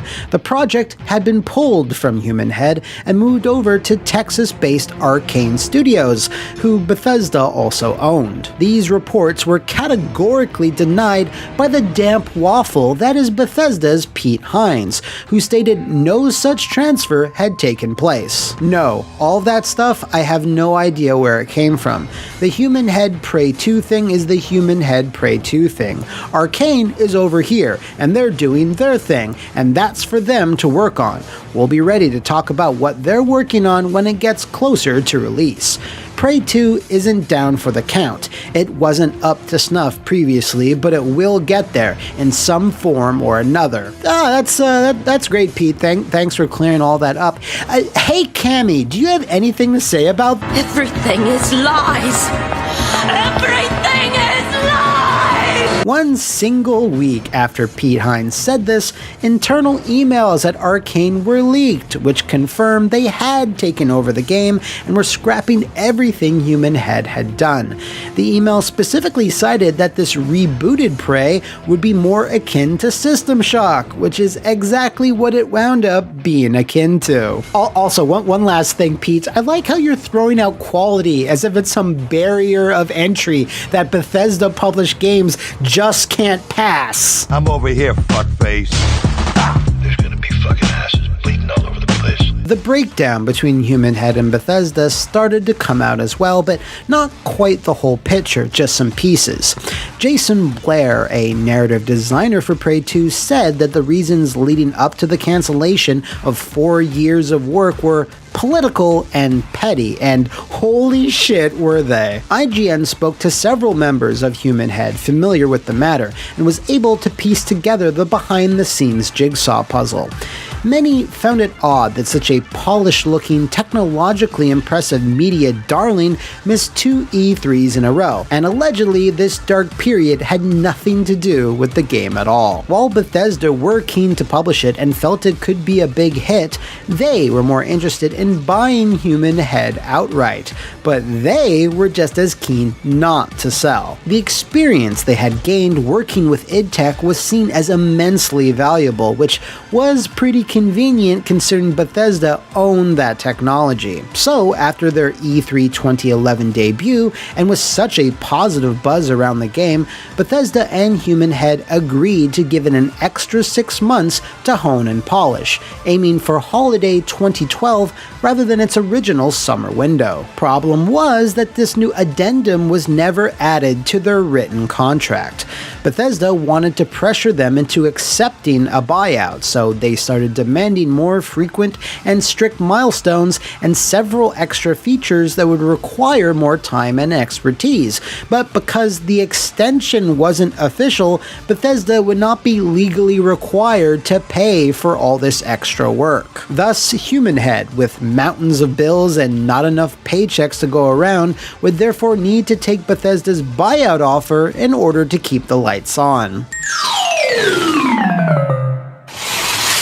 Eventually, by early 2012, Bethesda would slide their offer across the table once again, but Human Head refused and essentially went on strike, suspending all work on Prey 2. Now, rather sneakily, Bethesda did have it in writing that as long as their contract was valid until the end of 2012, that Human Head was legally not allowed to work on any outside projects as the main developer, which basically locked them into a raw deal. So they took on smaller support work for other titles like BioShock Infinite and Defiance. Oh, it's been a while since I heard that name. These jobs, as you can imagine, were barely making ends meet though. The two companies spent the rest of the year trying to negotiate, but nothing really came of it, as that's just how bad the blood had gotten, neither willing to give an inch. Eventually, everyone just said fuck it, and simply let the contract expire, which meant that the IP was now 100% in Bethesda's hands. And since they owned like 8 or 9 studios that could make FPSs, it was decided to simply hand it off to someone else. Now, as for the reason why they ditched Human Head's original design, well, that's a bit murkier. There might have been grounds for possible legal stink lines to start wafting up if someone at Human Head was feeling ballsy, but more likely Arcane felt it either inappropriate or a technical headache to take over existing, heavily customized code and would receive zero support or help with, so the decision was made to start fresh with CryEngine. Of course, Pete Hines scoffed at all of this, and to be fair, when you are the mouthpiece for your company, that's what you kind of need to do. Oh yeah, Human Head. Oh, we fucked him. We fucked him at the drive-thru. No, he claimed that the entire IGN report was nonsense and stated the game didn't turn out like we wanted. It didn't work and it didn't happen. But like stated earlier, it did happen, and those leaked Arcane emails from 2013 were completely legit despite the earlier denials.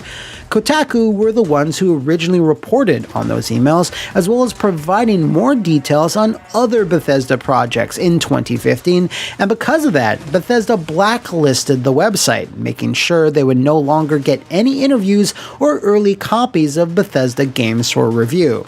Kotaku, I haven't always agreed with you, but you certainly took one for the team here. Good stuff. Fortunately, Prey 2017 wound up being a very solid, underrated gem, albeit quite different. But lots of fans still lament the original version that Human had worked so extremely hard on for years. Playing as a bounty hunter skulking through an alien metropolis had a concrete appeal, and was set up for some truly mind-bending story twists, so there's no limit to how much of an impact it could have made if it had been released. There's lots of little details about the game out there, like some audio logs with Tommy and some story breakdowns that I'm sure will melt your mind. So be sure to check them out in the links below. Unfortunately, things didn't really go well for Human Head after this high-profile cancellation, as the projects they did wind up crafting never seemed to hit, especially since all of their id Tech experience was no longer as applicable, since the engines were locked up at Bethesda. There was an Amazon-published touchscreen-only horror game, Lost Within. It's not good. I played it. Something called Dungeon Defenders 2. I don't know. And of course, The Quiet Man, which God damn it, I can't. I just can't. The last game they released was Rune 2, a return to one of their earliest franchise that they started all the way back in 2000. The game wasn't highly regarded with fans, and despite a lot of post-launch support, failed to keep the company in business. And then in a very ironic, sobering, depressing, I don't know, twist to the story, the remnants of the company then reorganized and became Roundhouse Productions. Now, why do that exactly if you have no financial backing and your last company went bankrupt? Well, they did have financial backing in the form of Bethesda, who purchased the company in 2019. If you know of any other catastrophic cancellations, let me know in the comments below, over on my Twitter, check out the new merch bar down below, or take a weird alien portal over to the Flophouse VIP Patreon and become a big boss and nominate what you want to see in a future episode. See you next time, and thanks for watching.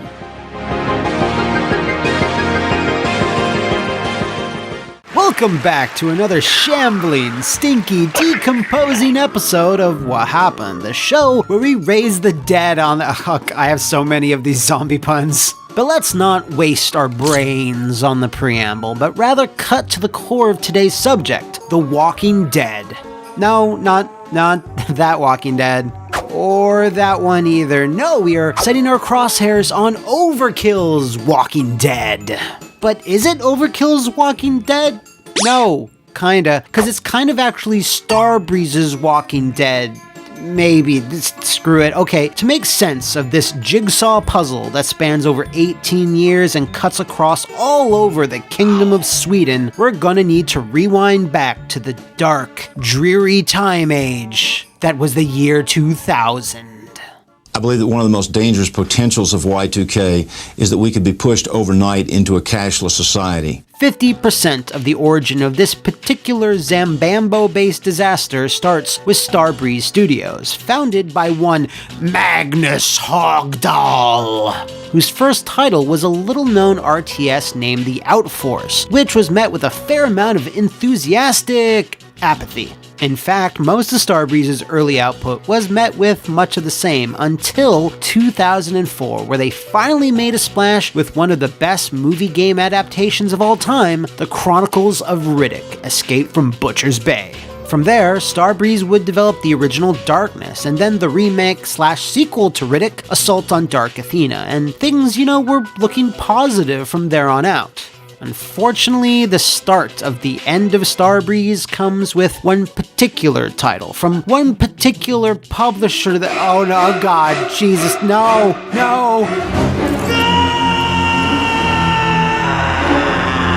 Syndicate was a reboot of the EA property and ditched the detailed, rich cyberpunk world and tactical gameplay for a generic FPS that recalled Starbreeze's earlier days of mundane but solid games that didn't really stand out. Nice.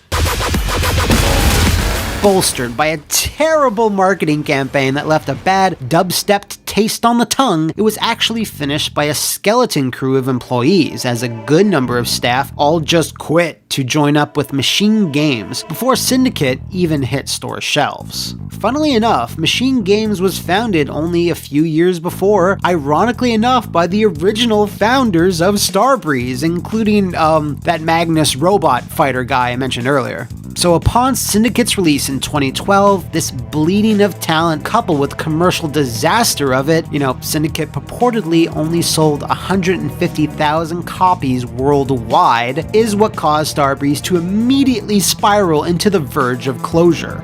Enter their savior, Overkill, or, well, technically Starbreeze was their savior, but in reverse. Jesus, we'll get to that mess in a bit. Just know that for now, together, both companies came roaring back with the Payday series and inked a huge deal to make a cooperative online shooter based on The Walking Dead, a show that had been losing its luster for years both in the TV and game spaces, but certainly still had the potential to see a big player base and even bigger profits. Flush with cash from Payday, over Starbreeze Kill looked like they had another hit on their hands, but fast forward to 2019, both companies are now imploding. CEOs have been fired, all the money is gone, and The Walking Dead has a current player base of about 1,000 people. So, what happened? I think honestly an easier question would be what didn't happen, but let's try to get all our zombies in a row here. Next up on the shooting range, Overkill Software. This company has its own unique history of failure, but in the interest of time, here's the cliff notes. It was founded in 2009 by two brothers, Ulf and Bo Anderson, after their previous company, Grin, made a bunch of bad video games, with each one losing more and more money until they just kinda went bankrupt. After that, the sibling duo founded Overkill and then put out 2011's Payday to modest success, but never quite set the world on fire. Overkill wanted more money to fund a sequel, and here is where the dimensions intersect. Starbreeze needed a lifeline after the failure of Syndicate, and since both companies were based in Sweden, they just sort of bought each other. Publicly, it was announced that Starbreeze had bought Overkill, but according to an article published by Eurogamer, link in the description, it was the other way around. Ulf and Bo Anderson were given a bunch of worthless shares in Starbreeze during the transaction and wound up with majority ownership of the company. This trick actually worked. It kept both companies afloat and, with their cash combined, set to work on Payday 2. Fortunately, due to the emergence of cooperative online games in 2013, the sequel fared amazingly well and was considered the stupid sexy hot ticket at the time and would go on to sell a combined 9 million units. It was also around this time that both Loki and Thor Anderson butted heads a bunch over creative differences, which resulted in Ulf leaving the company with his sibling buying out his half of Starbreeze. Ulf was considered the more creative, hands-on type of guy, but without both of them steering the ship, Starbreeze was headed towards some rough goddamn waters. From then on out, all major business decisions were left to Bo, which resulted in what we like to call big, dumb, hilarious mistakes. What followed were a string of disastrous business deals that saw all the profits from Payday 2 quickly drain into things that never really took off or were even needed in the first place. Chief among these was investing in a French VR firm named Infinite Eye and redubbing it Star VR, where they would specialize in, quelle surprise, VR games. They also opened some studios. Lots of studios in Los Angeles, San Francisco, another in Paris. The list goes on and on of expenses that Starbreeze didn't really need, but took on anyway. The one deal that did seem like it had a lot of potential was in 2014 when Bo Anderson approached Skybound Studios to produce a new Walking Dead title. It would be a cooperative online FPS that would feature events, promotions, and incentives, always to try and engage the player. The Ballistic engine was chosen to power it, a bit of tech that had run the first 2 paydays. This choice, however, didn't last long. In 2015, Starbreeze publicly announced it had purchased the Valhalla game engine and intended to use it for all their incoming titles, and that The Walking Dead would be the first to do so.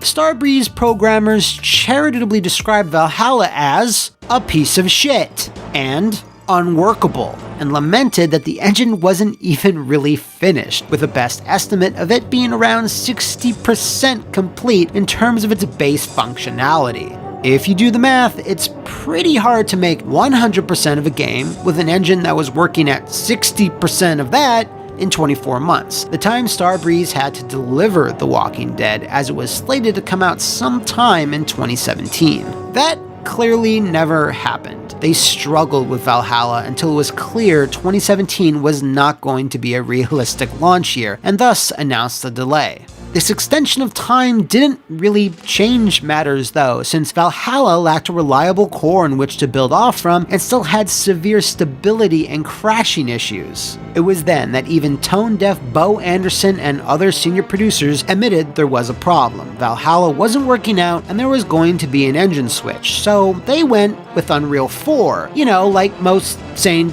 people would have.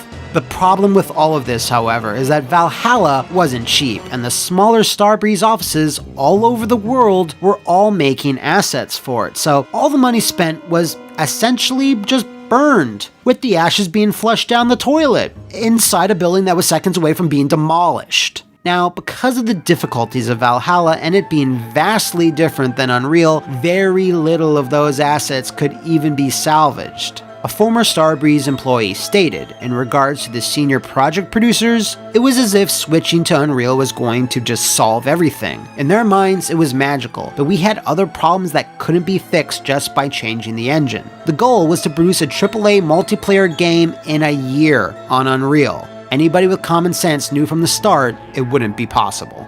That's right, because of the deal they had signed with Skybound, and all the VR investments flopping, and all the delays seen up until that point, The Walking Dead absolutely had to be out by the end of 2018, as the cash flow of its, assured success would be needed to save Overstar Killbreeze once more.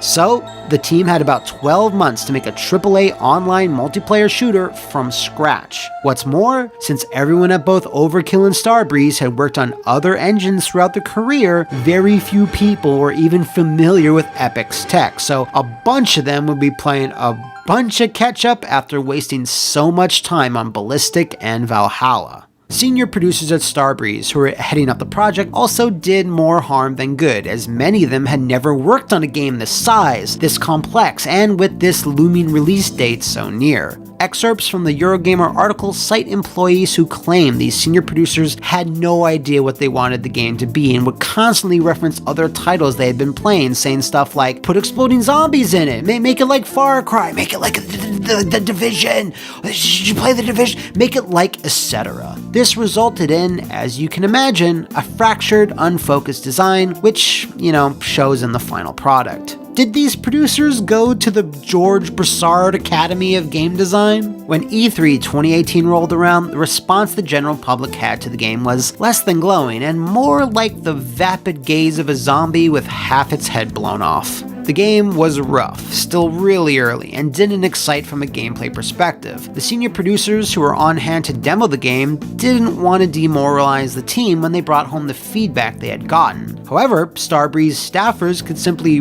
read the online previews that weren't mincing words about what a disaster it was shaping up to be. The producers maintained on not dwelling on that negativity and insisted that all the players and fans at the booth loved the game. Everyone was excited. The phrase, "you can't fix a problem if you pretend there isn't one," is particularly apt here. So, the game just trudged on in that state, with many fundamental aspects of the design receiving little to no attention. So, with all these factors, a strict timeline, an unfamiliar engine, meddling producers, how was The Walking Dead even able to make its November 2018 release date? Why? Courtesy of everyone's favorite crispy chocolate bar, Nestle Crunch! What then resulted was an unforgiving, unrelenting period of crunch that enveloped the team and lasted until launch. People were fainting at their desks, sleeping in the office. Many sought help from the on-site psychiatrist to help alleviate all the pressure and anxiety. It's almost as if a real-life zombie virus began slowly eating away at Starbreeze itself. Everyone just eventually came to realize no matter how hard or fast they worked, they wouldn't be able to deliver a good product.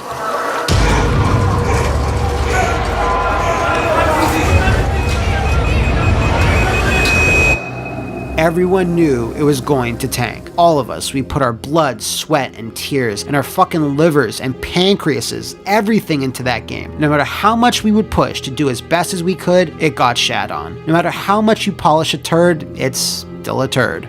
A turd that went on to sell only 100,000 units at launch, with many of those sales getting refunded on day one. Players cited the game as unfinished, buggy, and often just boring, with nothing really standing out to separate it from the herd of other online shooters. Within Starbreeze, the game was projected to sell in the millions and have an online life of 10 years or more, two goals it was never going to accomplish. This sales disaster is what sent Starbreeze's stocks plummeting, and with it the career of Bo Anderson. As CEO, he was fired by the board of shareholders and would write a company-wide email before his departure, which included such bangers as, "I don't have a crystal ball, but I do have the balls to have a vision and the will to create the future." Now, lots of should-haves and would-haves pop up. To that I say, go build your own company, good luck to you. And of course, who could forget his slapper? Pushing hardware such as Star VR and 3D engines has been exciting and challenging. Too early for the global trend, but boy, that VR headset is amazing. And who else built a VR park in Dubai? Bravo! I know people say that it was stupid now, but you guys did it, and if the trend would have caught up in time, we all be heroes. It's about entertainment, yes! You landed on the moon. Not too many people done that.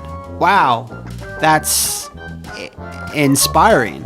As of right now, Starbreeze/Overkill are barely treading water. A new temporary CEO was hired to try and save the company, and they've been selling off assets to keep the heart pumping, but remains to be seen how long that can last. So, that's the last shovelful of soil to be thrown onto the grave of, and now it's time for What Else Happened?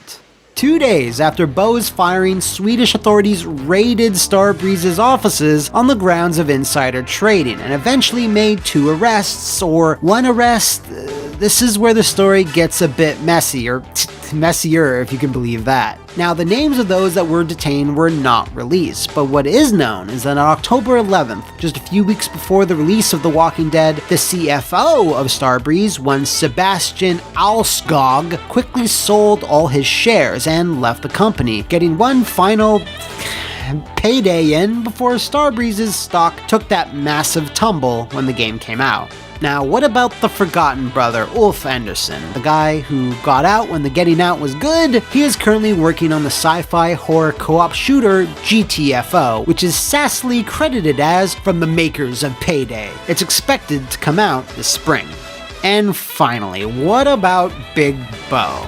Well, Eurogamer spoke to a friend of his who simply stated he has disappeared from the face of the earth, which is pretty fun in a Swedish Carmen Sandiego sort of way. So that puts the final bullet in the brain of Overkill's The Walking Dead. And if you know of any other apocalyptic video game apocalypses, let me know in the comments below, or please send a zombie virus-free email to McMuscles@gmail.com. Thanks for watching.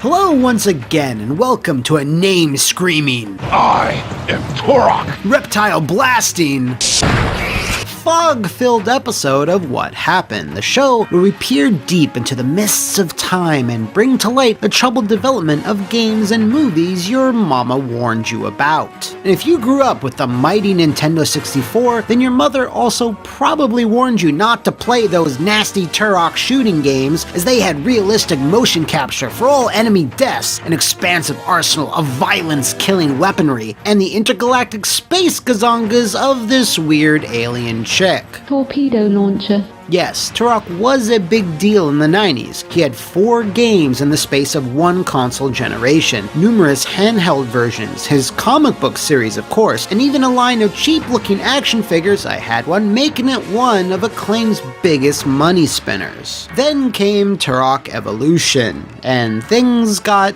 very what happened-y. So without further ado, let's hunt for the truth about the dinosaur hunter's darkest chapter. It's the year 2000, and Acclaim and Iguana Entertainment have just wrapped the N64 Turok trilogy with Shadow of Oblivion, a game that really pushed the system as far as it could go. Probably too far, judging by that frame rate. It did feature advanced facial animation in its in-game cutscenes, had 2 playable characters, and yeah, tons and tons of weapons. And aside from some PC ports handled by other studios, Iguana Entertainment was an N64 game-making machine and pumped out more titles than you could shape a raptor claw at. You could shake a Raptoid claw at. Along with the original Turok in early 1997, Turok 2 in late 98, Rage Wars in 1999, and Shadow of Oblivion in 2000, the studio also pumped out South Park, Iggy's Wrecking Balls, NHL Breakaway 98 and 99, All-Star Baseball 99 and 2000, Quarterback Club 99, South Park Chef's Love Shack, and there's probably some more I'm forgetting. Fact being, Iguana was Acclaim's go-to developer for just about everything, but as the millennium was kicking off, they needed to diversify and start working with new machines outside the N64, which was a bit of a downer for some, cause as everyone knows, Acclaim, however, wasn't exactly well known for giving their studios enough time to make the most polished games, so it's pretty shocking, but not shocking at all, that Turok Evolution, a brand new built from the ground up prequel to the original Dinosaur Hunter, was developed and launched on 3 console SKUs plus a PC version in less than 2 years after Shadow of Oblivion. This of course contributed heavily, i.e. completely, to the rushed development of the game. Now while it's easy to speculate about a greasy 90s era company like Acclaim, you don't have to take my word for it. I spoke with the lead artist on Turok Evolution, David Levy, and asked if Acclaim did indeed strongly suggest that certain games needed to be out by certain times, even if they weren't exactly ready. Acclaim's management definitely had an extremely aggressive style of applying pressure onto us. Very often during these years, Acclaim ordered a few rounds of firing and restructuring, which destabilized the situation even more. Then there was some rehires and back and forth again, so I would say that it was a pretty stressful production overall. In the end, we did tons and tons of overtime with the consequences these kind of things can have on people's lives and so on. Okay, with that established and moving on to the core game itself, one of the more notable things that was likely pared back that a lot of critics took issue with was the story, or lack thereof. Since the ending of Turok 3 kinda left things in a weird place, Evolution was actually a prequel, going back to Tal Set from the first game. I am Turok! It seems when you don't have a whole lot of time to suss out an enthralling story that pushes things forward, you tend to get a lot of prequels. Most of the narrative was handled via in-game radio transmissions. There's a shortcut to the left if you're feeling brave. And text on the load screens, which is another hallmark of being put under time crunch. Now, in terms of the big bad who'll be squaring off against Turok, the son of Stone, the guy that'll stand shoulder to shoulder with the superpowered 8-foot-tall campaigner, or space-conquering alien warlord the Primogen, or the ancient world-devouring old one Oblivion, well, that would be Captain Bruckner. Captain Bruckner. As you can imagine, many fans felt this was a notable step down for the franchise, and probably not the best way to introduce Turok on next-generation machines. The creative director for the project, one David Deinsteiber, even touched upon the fact that the story was taking more of a backseat this time around. In an old interview with Planet GameCube, that takes me back. Mission objectives are now conveyed in-game through radio transmissions, etc., and the player is constantly aware of the plotline. It's an elegant and simple solution to creating context for the player without bogging down the gameplay experience with cutscenes. Now, the problem with this is that in 2002, storytelling was more important than ever in video games, and fans wanted more and more cinematic cutscenes to bookend each level. Hell, even Turok 2 had some nice mood-setting intros. Powers beyond the comprehension of flesh. In that same interview, even when in full PR mode, Deinsteiber said some things that would be, raising the old red flags if you took a more critical eye to it. Things that further proved just what went wrong with Evolution. The team is 35 people total, though there are a few more if you count shared resources being used to create tools for both Turok and Vex. Let me stop my own narration right there. Yes, I forgot. Iguana were also developing Vex, the edgy mascot hero who's not as cool as Shadow, in addition to Evolution. And if you count them all up, it means they were tackling 2 games and 6 SKUs at the same time, which is just fucked. Anyway, let's continue. The game has been in development for just under 2 years, but we must also remember that a full year of that really involves the creation of tools and engine technology. The game content itself followed as soon as the tools reached a usable state. It is a huge undertaking to create the tools and technology needed for games as big as Turok and Vex. Yeah, I bet it is. Game dev from 2002. Thankfully, things got better in the futuristic year of 2020, right?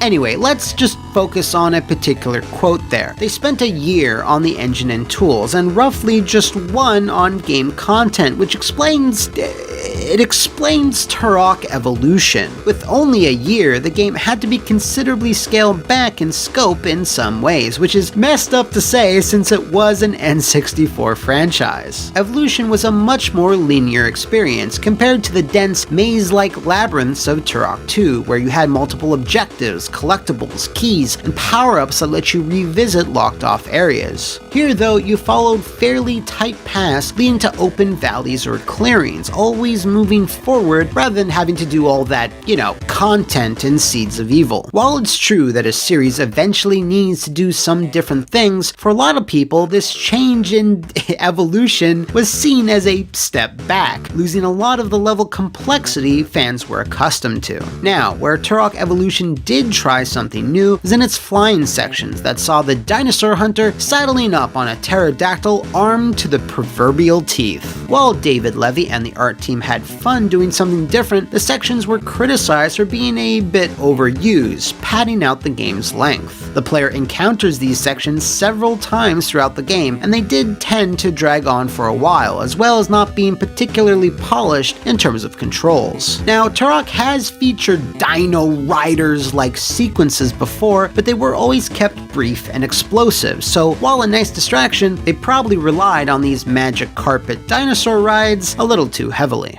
It's a real shame that these aggressive timeline problems seem to affect every area of the game, and that also includes the multiplayer. While the Turok series had MP since Seeds of Evil, the deathmatch never really reached the heights and popularity of Rare's efforts, but fortunately, that was their only competition back then, because unlike those glory years in 2002, there were a lot more titles gunning for that console shooter space, not to mention all the incredible things happening on the PC. Thus, Turok Evolution's kind of underbaked MP didn't really have a chance to stand out. Again, like most things in the game, if they had more time, it would have been more memorable. Out of all these examples though, there is one thing that best exemplifies all the corners that were cut during the last few months on Turok Evolution. At E3, a build was shown that displayed a huge variety of wildlife populating the jungle areas, which included, but was not limited to, rhinos, wolves of the regular and dire varieties, Komodo dragons, water bugs, cranes, boars, bats, as well as several unused enemy variants. Now, in the final version of the game, all of these NPCs were cut, but are still nestled within the game code. I also have to mention it is common for some unused data to still be present in released games, but even this seems a bit of an overkill. David Levy theorizes that may have been due to either platform-specific assets or simply lack of time/resources to introduce them. Also, it could be that late in the game we had to cut some levels out, which may have given us too many problems either technically or just quality-wise. The end of the project definitely was fast and furious. We did so much work that the art team I was running was just in head-down mode. Once we sent our assets along with animations and so on, we trusted the rest of the team to use them wisely. So I think we've firmly established that all these cut features and simplifying of the Turok formula was due to Acclaim mandating a release date that could not budge. While that might have been viable if they were using the same engine and tools from a previous project, this was brand new technology on brand new machines. It should have never happened this way, but Acclaim were desperate for a hit. But why were they so desperate? Well, Acclaim was a company that was always treading water ever since their glory days of publishing Mortal Kombat, which ended in 1995 when Williams/Midway took over. Therefore, in 1996, the company posted a $200 million loss since they lacked the safety of such a lucrative franchise. Fast forward a few years and they were facing similar dips in revenue when games like Shadow Man, 2 Heckin' Coming, Vex, and yes, Turok Evolution all underperformed. The reviews for Turok Evolution certainly weren't stellar, and the sales kinda reflected that. Thus, in 2004, Acclaim filed for bankruptcy, with many of their IPs passing to various different publishers, like Disney, who didn't fare much better. But before all this went down, there was a rumor that Evolution, while selling well under expectations, still had a sequel in the works. But was this actually true? That is completely true, says David Levy. Ultimately though, Evolution did not live up to its investment and expectations, and Acclaim had made some really bad choices with a few other games. In the end, the lack of vision or understanding of the gaming business coming from a publisher can only lead to devastating results for a studio. I feel sad for the way Iguana collapsed, as I feel it had finally become a very functional group despite the constant shakeups we were under. A lot of the mistakes we learned on Turok were not reproduced once the whole company was more stabilized and were able to create a game like the Red Star, for which as a studio we were very proud of. Sadly, at that point, Acclaim did not really care about anything but making maximum profit by restructuring and dumping the studio with golden parachutes made out of our 401ks. Spared no expense. What of Turok nowadays though? Well, there's the fantastic HD ports of both Turok 1 and 2, courtesy of Night Dive, as well as Turok Escape from Lost Valley, which was I don't have a way to finish this sentence. Suffice to say, it's very unclear, foggy some would say, that a brand new traditional Turok game will ever appear from the mists again. But here's hoping that sometime in the future, the dinosaur hunter will be burrowing into our brains once again. Thanks goes to David Levy for answering our questions, and to Stephen Kick for making the introduction. And if you, fellow dinosaur hunters, know of any other games, movies, or etc. that have had diabolically disastrous developments you want us to cover, suggest it in the comments below, or stalk your way to the Flophouse VIP Patreon to nominate the subject we'll take on next. See you next time, and thanks for watching. Welcome once again, Insect, to another cyberspacing and Citadel Raisin episode of What Happened, the show that hacks into the database of pop culture history to uncover the most arduous development stories. And this week's story, much like our last one, covers another video game that had a torturously long development cycle, but eventually saw the light of day, or more accurately, the unfeeling abyss of space. It's a tale that spans 8 years, multiple engines, and several instances of starting again from scratch, all in the pursuit of reintroducing one of the most chilling fictional antagonists the world has ever known. So grab your audio logs and any spare severed heads as I answer the question, what happened to the System Shock remake? Welcome home.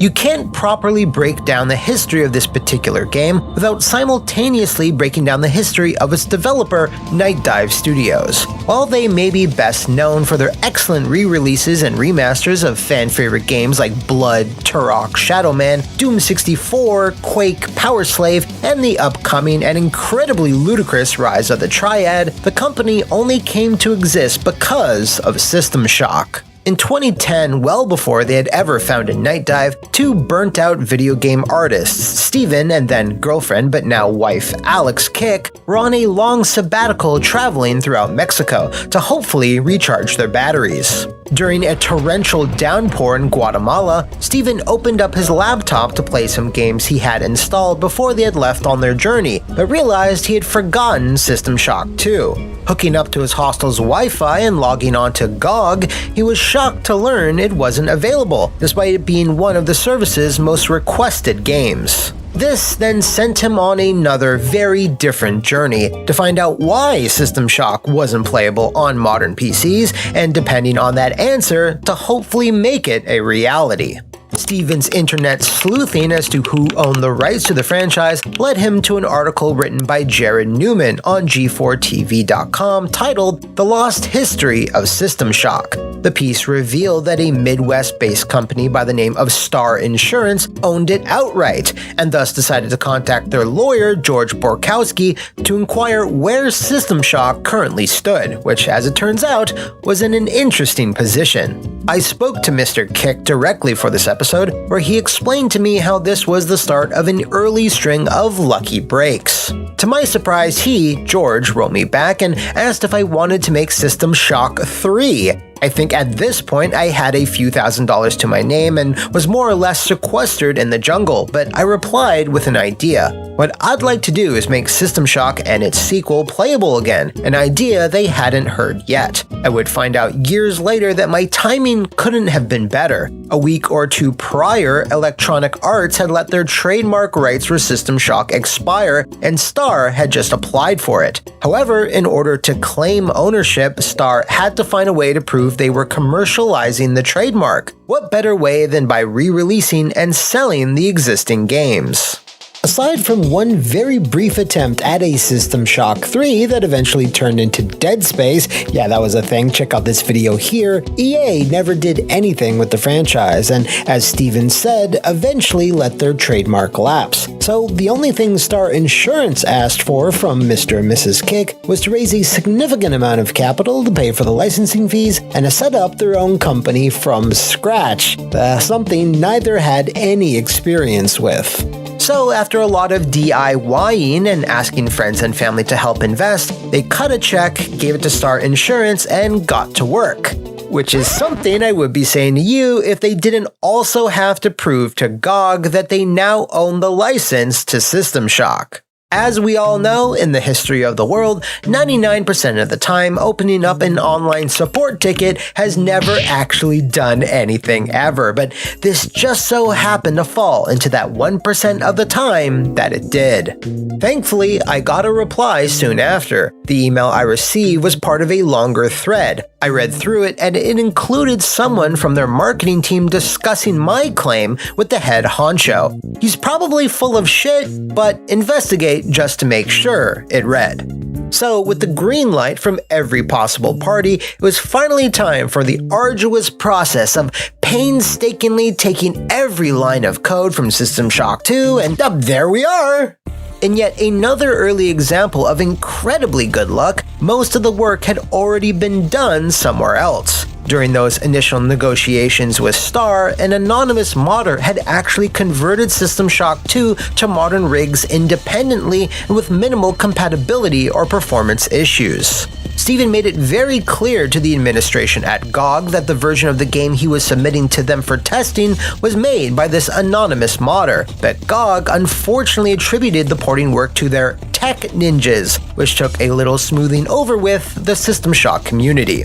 Within a month of the port being available though, it had generated $700,000, which helped establish Night Dive, a name Steven and Alex had come up with due to their mutual love of diving, and to hire a number of talented off-site employees who would all strive to bring other classic games to modern setups and eventually consoles. With a relatively simple conversion performing so well and the fact that they now had the publishing license, it made perfect sense to go one step further with a full remake of the original 1994 System Shock that had started it all. And while Night Dive had caught a number of lucky breaks up to that point, much like the Citadel space station itself, you never knew what was around the next corner and when that luck would eventually end. I asked Stephen Kick why they decided to turn towards Kickstarter to help fund a System Shock remake in lieu of other options, and his answer isn't too surprising. The main reason we used crowdfunding was to stay independent. Up to that point, we had never worked with a publisher and the process was foreign to us. We had also seen how well Double Fine and Red Hook had done with Broken Age and Darkest Dungeon respectively, and decided to throw our hat in the ring. Unfortunately, Mighty No. 9 had soured the waters, so we knew we'd have to show our work, which is why we launched with the demo. We had a lot of faith in our ability to make a good game, and the demo would hopefully prove that. And it certainly did. After slowly growing a proven track record with the Turok remasters, Night Dive announced the System Shock Kickstarter in June of 2016, asking for $900,000 to create what was initially going to be a pretty faithful remake in terms of mechanics and level design. The problem was the Kickstarter was a bit too successful in that it smashed that goal very early on and would eventually go on to accumulate $1.3 million by the campaign's end, something the team weren't necessarily expecting. To give fans even more options, it was decided, mid-campaign, to add PS4 and Xbox One ports to the stretch goals, which, while making a ton of sense at the time, would lead to some pretty serious issues. Unity was initially chosen as the engine that would power the remake, which was perfectly fine for their needs as it was simple to program for and fairly versatile. The problems came, however, when they quickly realized that it was not yet optimized to run very well on consoles in 2016, so to keep everything in parity and for the long-term betterment of the project, Night Dive made the decision to switch to Unreal Engine 4. Now, I know what you're gonna say. Hey, that's the exact same decision which fucked up Jaeger's Dead Island 2. Well, yes and no.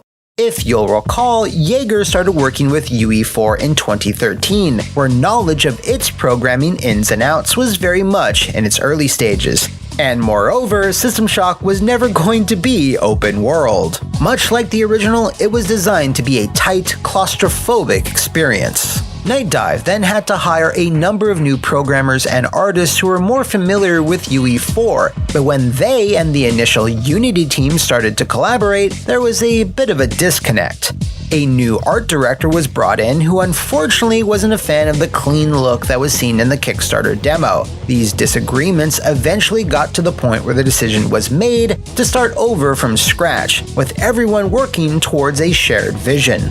I think to most, this seemed like a pretty reasonable course of action given the circumstances, but Stephen Kick admitted it actually resulted in way more issues. At this stage, our original prototype team began to leave the project. This is when I should have stepped back in and made the necessary decisions to right the ship, but we had made such a dramatic investment in hiring the new UE4 team that I believe starting over yet again would have been catastrophic. I had been assured time and time again that this new team would deliver, and I had no other choice but to trust them. And while the team did deliver, it was unfortunately on something that started to differ from the demo that the Kickstarter had originally launched with, approaching more of a reboot or reimagining rather than a faithful remake. Periodic development updates throughout 2017 started to garner harsher and harsher reactions from backers, which caused a rapid decline in both morale and workflow. Feature creep also started to rear its ugly head, which, if you're not familiar with, is a design phase where so many new features and improvements get added so quickly that it becomes untenable to support them all and actually starts hindering progress. And progress very much started to be hindered on System Shock. So much so that Stephen Kick decided to step in and officially hit pause on the project so the team could reassess what they had, what they needed to do, and the best way to move forward. One of the things they realized was that for the amount of work that still needed to be done, the remaining budget wouldn't suffice to do it. And unfortunately, Night Dive wasn't able to generate interest from any publishers to help fund the rest. Stephen's public statement to backers had called this phase of development a hiatus, a term that he since regrets using, as it carries a more negative connotation than what was intended. Somewhat predictably, a vocal portion of fans took this news a little less than elegantly.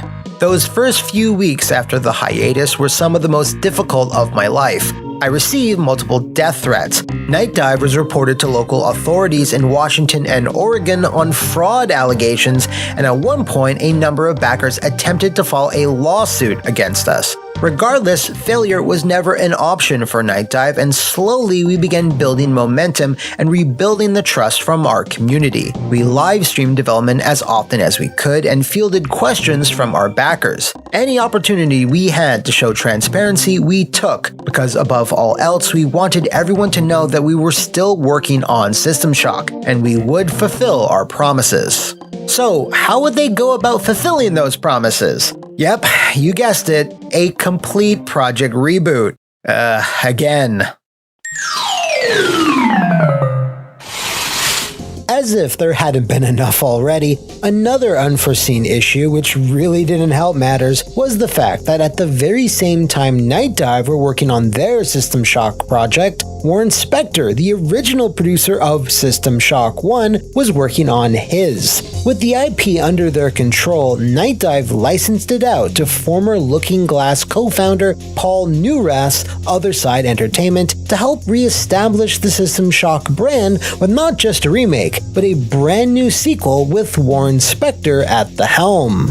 This, as you can imagine, was a lot to keep track of for some fans, and when System Shock 3 imploded and was abruptly cancelled for reasons that are still not 100% clear, a portion of that fallout drifted over to Night Dive, as some fans actually thought the cancelled System Shock 3 was the System Shock 1 remake.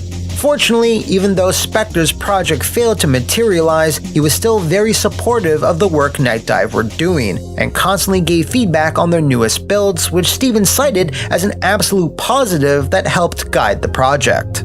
And part of that guidance led back to the team's original intention they had from the very start, a measured, authentic remake that stuck as close to the source material as possible, only updating what needed to be updated. Profits from some of Night Dive's other releases like Blood Fresh Supply, Doom 64, and Shadow Man Remastered, as well as striking a publishing deal with Prime Matter, would fund the rest of development, so there was that at least.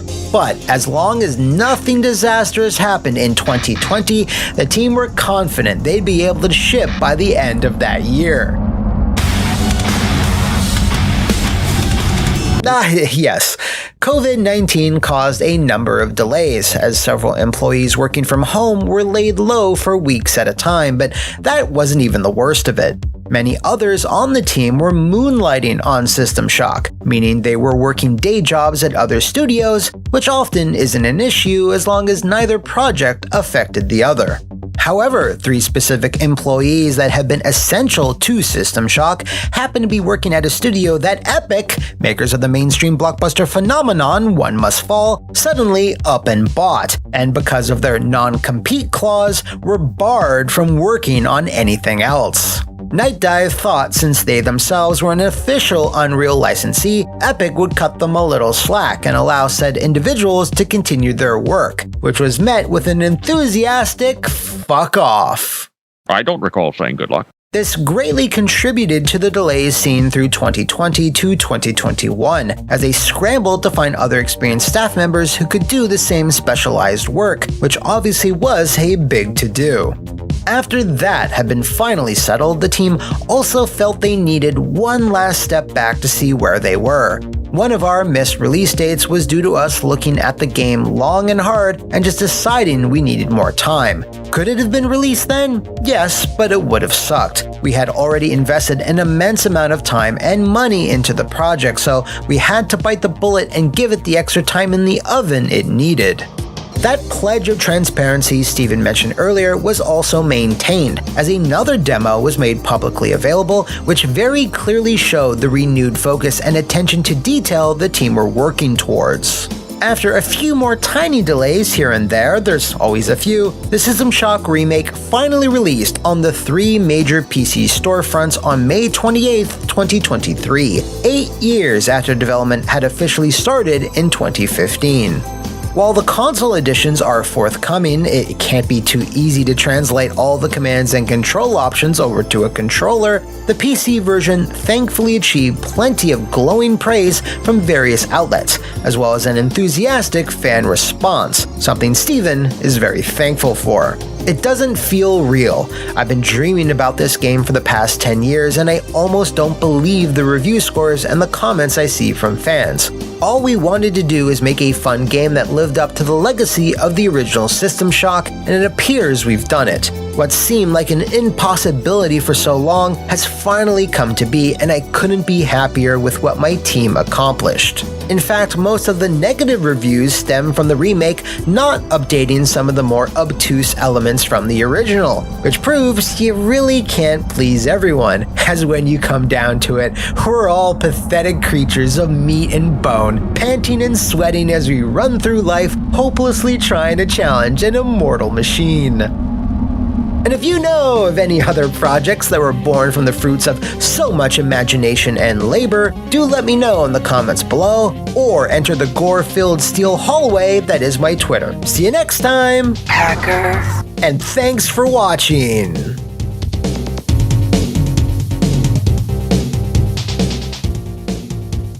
Welcome back to another episode of What Happened, the show where we take a stroll through the halls of shame, the corridors of catastrophe, and the basement of bumbles. In the games industry, sometimes things happen which result in publishers releasing games broken, unfinished, or just plain bad, and a few games exemplify this better than our subject today, Daikatana. Do you want a story featuring clashing egos, expensive cars, backdoor dealings, firings, hirings, and monumental failure? Well, this one's got it all, my friends. Daikatana, or Big Sword in Japanese, is one of the coolest monikers for a video game ever, and that name alone is one of the few that elicits an immediate and visceral reaction. It ranges from, "Oh god, shut up, Daikatana's the worst!" to, what's Daikatana? And especially, "Get out of my bathroom, Matt!" Well, for the uninitiated, it was a first-person shooter released in 2000 on the PC with ports on the Nintendo 64 and the Game Boy Color? Is that right? Game Boy Color, okay. And directed, produced, and designed by one John Romero. Who is John Romero? Well, he's a motherfucking rock star! Now, to make sure to set the scene here, we need to go back to the beginning of this man's career, one that was filled with dizzying heights, terrifying lows, and creamy middles. The early 90s were a fascinating time for the game industry, where developers, especially indie ones, started realizing they could make a lot of money a lot of fast, if they were shrewd enough and had the right tech. And Romero had both. He started out working for the company Softdisk, along with super nerd John Carmack and a few other talented young designers. But Romero was always thinking of the side hustle. Is your fledgling company stuck making boring games for some bland publisher? Well then, use their computers when they're not looking to develop Commander Keen for another company. Carmack's programming wizardry and making capable engines afforded the other members of the team to design their games to move faster and smoother than anything seen on the PC up to that point. They christened themselves id Software and made a few other things you might have heard of: Wolfenstein 3D, Doom, Doom 2, Quake, the list is well known. Aside from these games selling well and being critically praised, they were also simultaneously revolutionizing the PC space as well. With that kind of success comes a bit of ego, or maybe a lot of ego, and money, of course. And like we already hinted, Romero had been full of the former and very quickly gained the latter. However, it became apparent that both Johns had different philosophies on how to handle all this newfound success. A rift was always kind of there between the two, and around the completion of Quake, which was Romero's first time in the directing chair, things came to a head. The development of Quake, despite winding up as a classic upon completion, was still fraught with a lot of speed bumps. Romero was accused by his bosses at id for not being 100% focused on the project, and apparently led his team around in circles for months. While this may be conjecture, it was true that Romero did have his time split in other directions, as he was helping Raven Software with Hexen in addition to directing Quake. Within the corporate structure of id, however, Romero felt his desire to push game design was secondary to just shipping it, and was frustrated that while he wanted to come up with new features and really make Quake all that it could be, he was being pressured to simply finish it. He was unhappy during the last few months of the development period, so he started the groundwork of setting up his own company, and even invited former id designer Tom Hall to go all in with him. While exact details are sketchy here, it seems somehow Romero's bosses at id maybe found out about all this, so they just fired him. Oh, well, that simplifies matters then. With no longer any commitment to id, Romero was free to start up his new venture with a name only Rockstar developers could come up with: Ion Storm. Now, right here, let's play a game of pretend. Total fantasy. Let's say you're a famous rich person in the late 90s. You then quickly decide to spend millions and millions of dollars on your new startup company, right? Remember, you helped make fucking Doom. You buy a 22,000 square foot studio, put in fucking koi ponds in your lobby, and hire coke-snorting robot maids. Then at a press conference, you tilt down your sunglasses and say, listen up. Our first game's gonna be Daikatana. Drop the mic and let the hype create itself. That's a crazy and outlandish scenario, isn't it? Well, that's exactly what Romero did when he announced his new project. Except for maybe the koi ponds and robots? That might be true. Daikatana was indeed announced in early 1997 with a promise that it would see a late Christmas release that year, or early 1998 if things go really bad. Now, if you were paying attention earlier, you'll remember that Big Sword eventually released in mid-2000. Yeah, things went really bad. So what happened?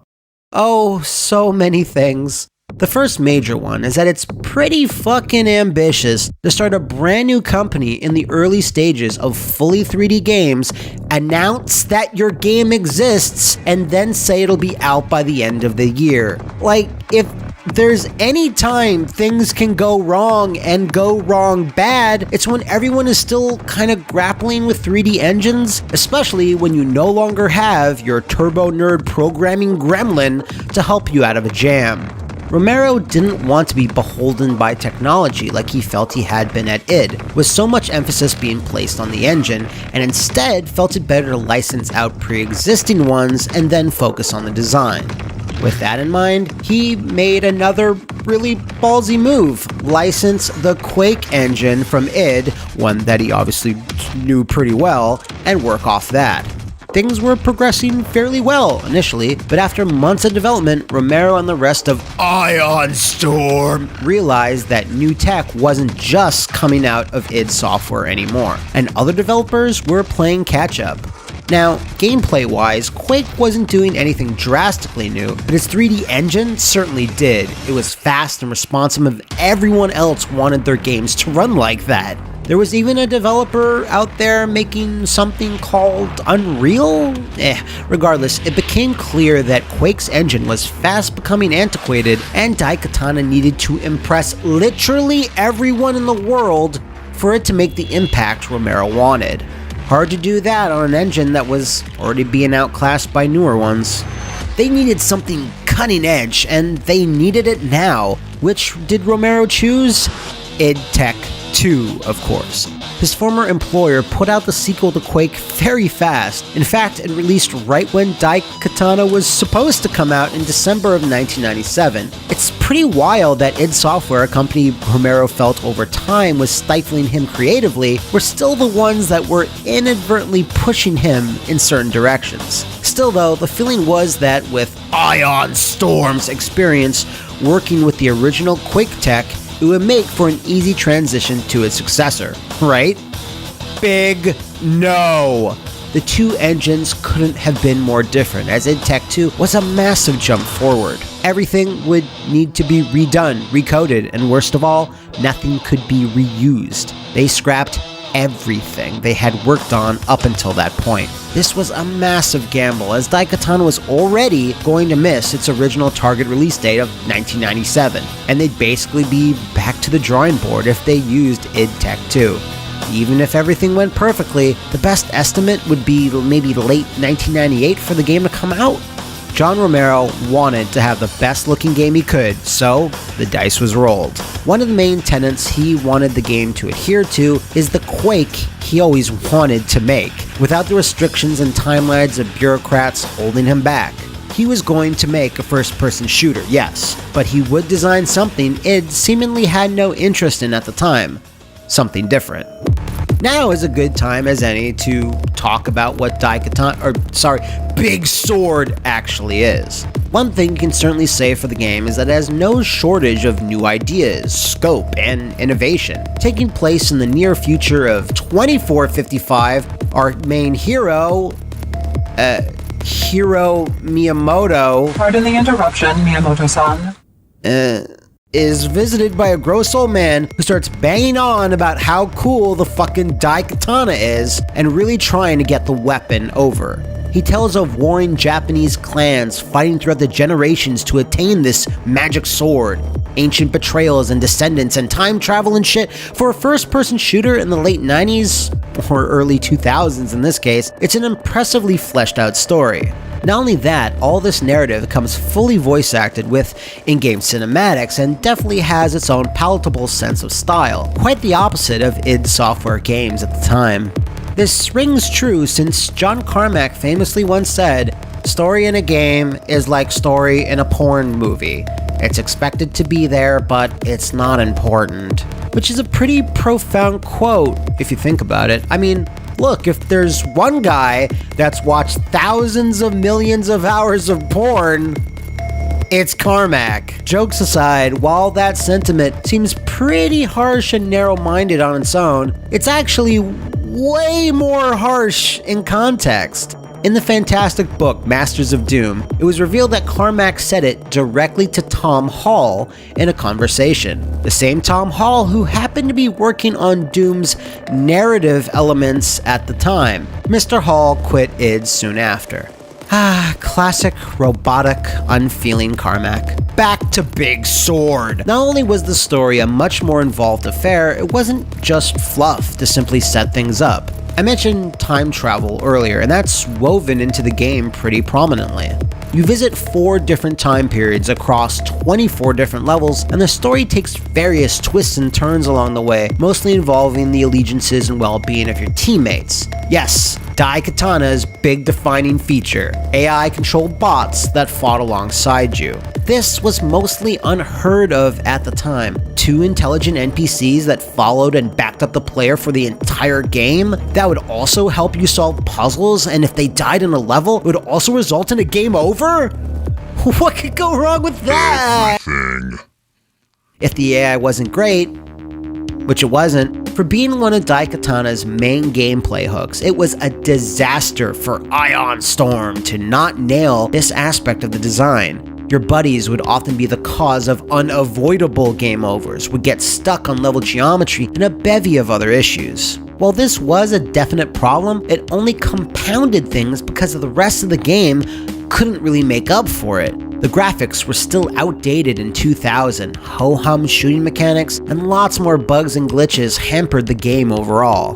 When it comes down to it though, it all boils down to hype being one of the most negative factors that impacted Big Sword. The game had been delayed so many times, making so many E3 appearances, with each one being less and less impressive as time went on. It really did seem like Romero's ambition was outpacing the need to actually ship the game. Sure, there were legit technological reasons for a lot of those delays, with the engine switch taking months and months of additional dev time, but looking back on it now, it seems like the smarter choice would have been what Romero hated the most: stripping out features and cutting content to make sure the game ships.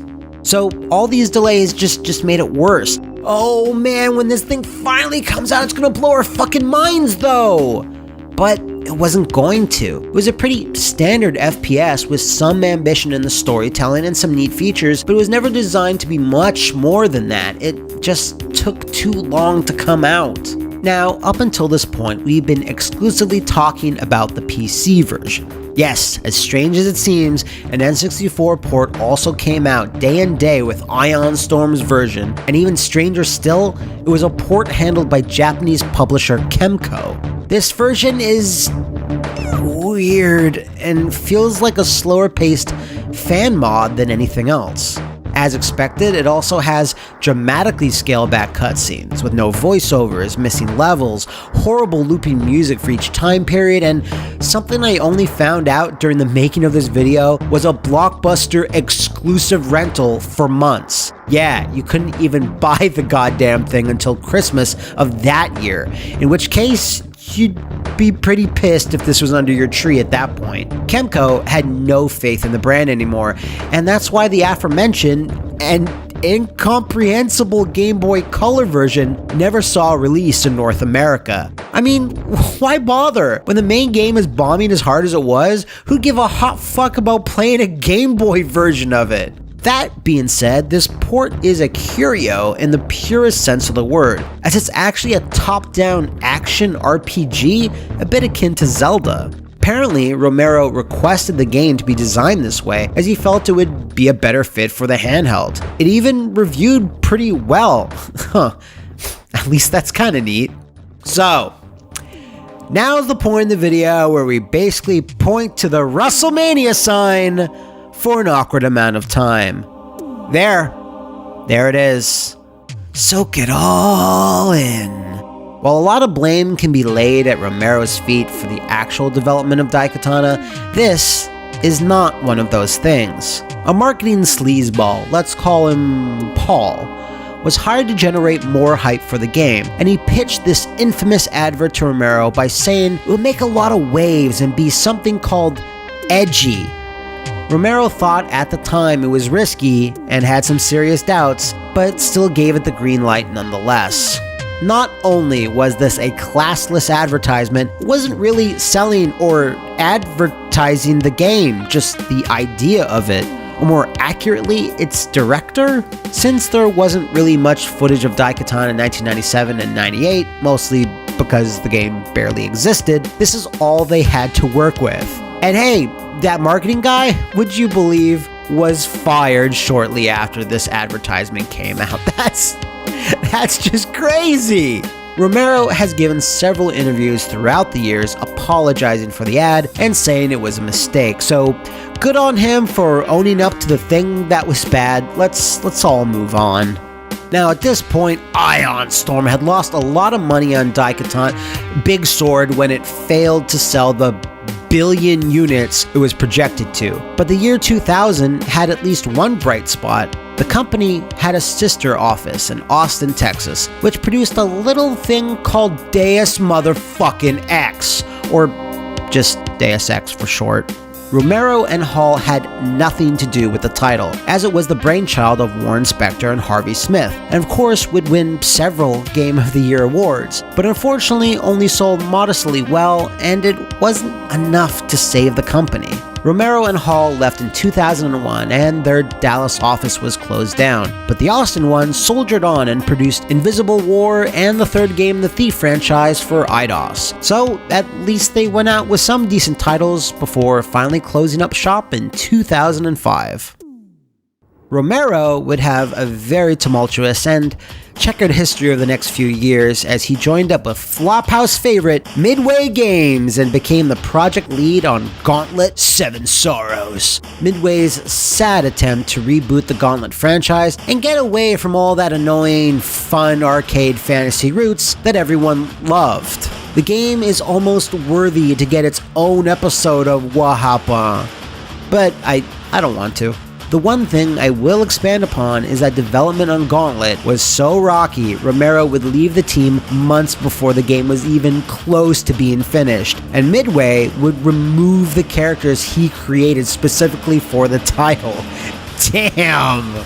Ever since then, Johnny R would bounce around between mobile development, starting up smaller companies, closing them again, and seemingly has retired from active game development, only to now do interviews about the good old days when he was on top of the world. Like I said before though, I honestly feel that Daikatana received overly harsh criticism because expectations were so high, as well as people still being pissed about that blindingly red magazine advert. It's not a good game, you know, for sure, but if it had managed to somehow come out at the end of 97, I don't think it would have received the critical drubbing it eventually got almost 3 years later in mid-2000, where, sadly, it became the entire game industry's bitch.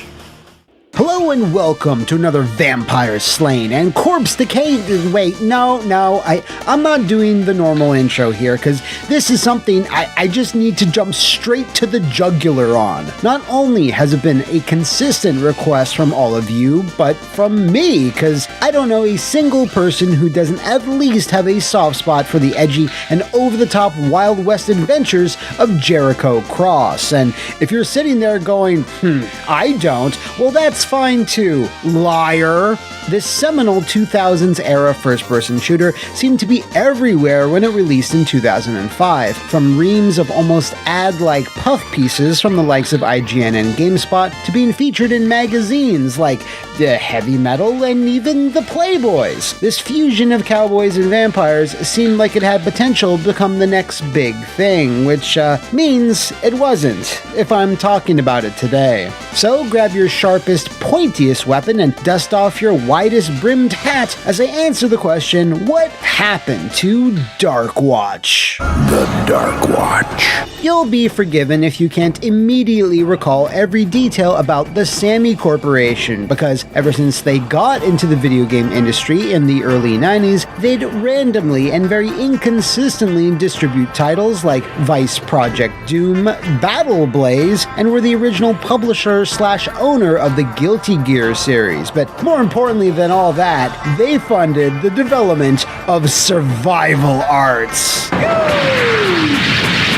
Oh yeah, that's the stuff. Now, while video games were all fine and dandy, Sammy decided to start putting more focus on their pachinko division in the late 90s. That is, until the PS2 started doing gangbusters in 2001 thanks to titles like Final Fantasy X, Metal Gear Solid 2, and GTA 3.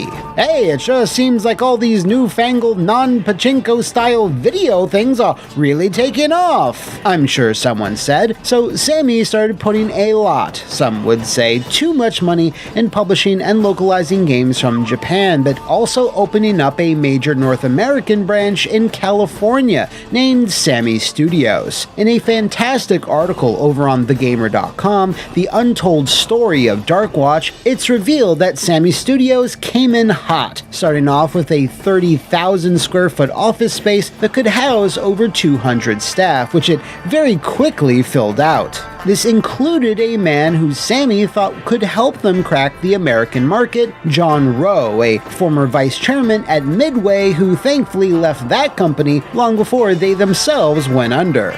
John set about hiring key staff that could lead on multiple projects, and found several who had worked together at Oddworld Inhabitants, and who were looking for new opportunities in the wake of the poor sales of the Xbox exclusive Munch's Odyssey. This trio consisted of Paul O'Connor, Farzad Vararamyan, and Emmanuel Valdez, but they were also accompanied by a fourth hire, the former editor-in-chief of Malibu Comics, Chris Ulm, who brought a certain panache for fostering new IPs, as he had helped popularize the original Men in Black comic book series with its second run under Malibu. With the team set to go and a cutting-edge building to work out of, they were given the green light on two projects, a sci-fi shooter called Invasion LA, and a game that started off very differently from Darkwatch named Code of the West. This was more of a whimsical take on the subject matter, featuring off-kilter character designs, environments, and weapons, and is about what you'd think of if you combined Oddworld and the Old West. The game was still designed to be a first-person shooter, however, and after a couple of months of leaning into this comedic direction, it was suggested by Chris Ulm that they try something else, as the somewhat slimy gambler/watchmaker character they had as the main playable protag wasn't really hitting. It's here where the entire project started to evolve based almost entirely around the desire to switch up the hero, because as he would gradually change into a darker, more serious gunslinger, so did the entire world around him. Now, typically, this is where I tell you that the team still needed to run this very drastic change by their publisher Sammy, and I make it seem like there was a chance this may not happen and then go to ad break. But no! Sammy actually loved this new edgier direction, as it probably seemed more marketable anyway, especially in the early to mid-2000s landscape. The PS2 and Xbox were of course the chosen platforms, as Nintendo's reputation with third parties wasn't exactly at its highest, with Emmanuel Valdez saying to IGN back in 2004, "For the longest time we were debating whether or not to bring it out for the GameCube, but there's just not a lot there in the GameCube market right now." So with their publishing partners' blessing, the team started sinking their fangs deep into their work. But, and there's always a but, dark clouds nevertheless began brewing at Sammy's offices, which means I'm going to still have to take that ad break. Darkwatch was really starting to nail its artistic vision, and from that, the gameplay also began to take shape. The new protagonist, Jericho Cross, would gain vampiric powers that would grant various blood-based abilities, allowing for interesting combat encounters throughout ghost towns, graveyards, and cave systems. It was right in the middle of development, however, where a chain reaction of events very nearly got the entire project and Sammy Studios shut down completely, and it's only thanks to perseverance and a little bit of luck that outcome was narrowly avoided. In the Gamer.com article, it was explained that the 2003 death of the legendary Isao Okawa, who left much of his personal fortune as a lifeline for Sega to keep their doors open, also resulted in ripples that would be felt far and wide outside of Japan. Okawa had been concerned, even with his huge cash injection, that Sega still wouldn't be able to hang on for much longer, and confided this fear to his confidant and Sammy CEO Hajime Satomi. Satomi, not wanting to disappoint his friend, agreed he would take on the responsibility of keeping Sega afloat, and thus in 2004, Sammy bought a controlling stake in Sega and officially became Sega Sammy Holdings. This was received as good news by the Darkwatch team, with Emmanuel Valdez saying to thegamer.com, "We thought, hey, yeah, people know Sega more than Sammy. That's a great alliance. We thought maybe something good will come out of it." And thankfully it did. Which is something I would be saying to you if I wasn't talking about mid-2000s Sega. Their first inclination was to shutter Sammy Studios down as soon as Darkwatch was completed, and the former High Moon staffers thegamer.com interviewed didn't seem to have a 100% concrete theory as to why this was. It ranges from Sega execs simply feeling that Sammy Studios were a superfluous expenditure they didn't need, to viewing them as an actual competitive threat. One other possible explanation was that a duo of major PS2 releases that Sammy had published and localized worldwide in 2003 and 2004, Spy Fiction and 7 Samurai 20 XDX, bombed so hard at retail, which, was true, that Sega no longer had any faith in other projects Sammy had previously greenlit. I also, have a personal note written down here. Yes, remember that dope as hell Berserk PS2 game that Sammy published in Japan? Yeah, up until those last two games released and bombed, they were going to also possibly localize Berserk as well, until they didn't. Just cut to the guts theme, please.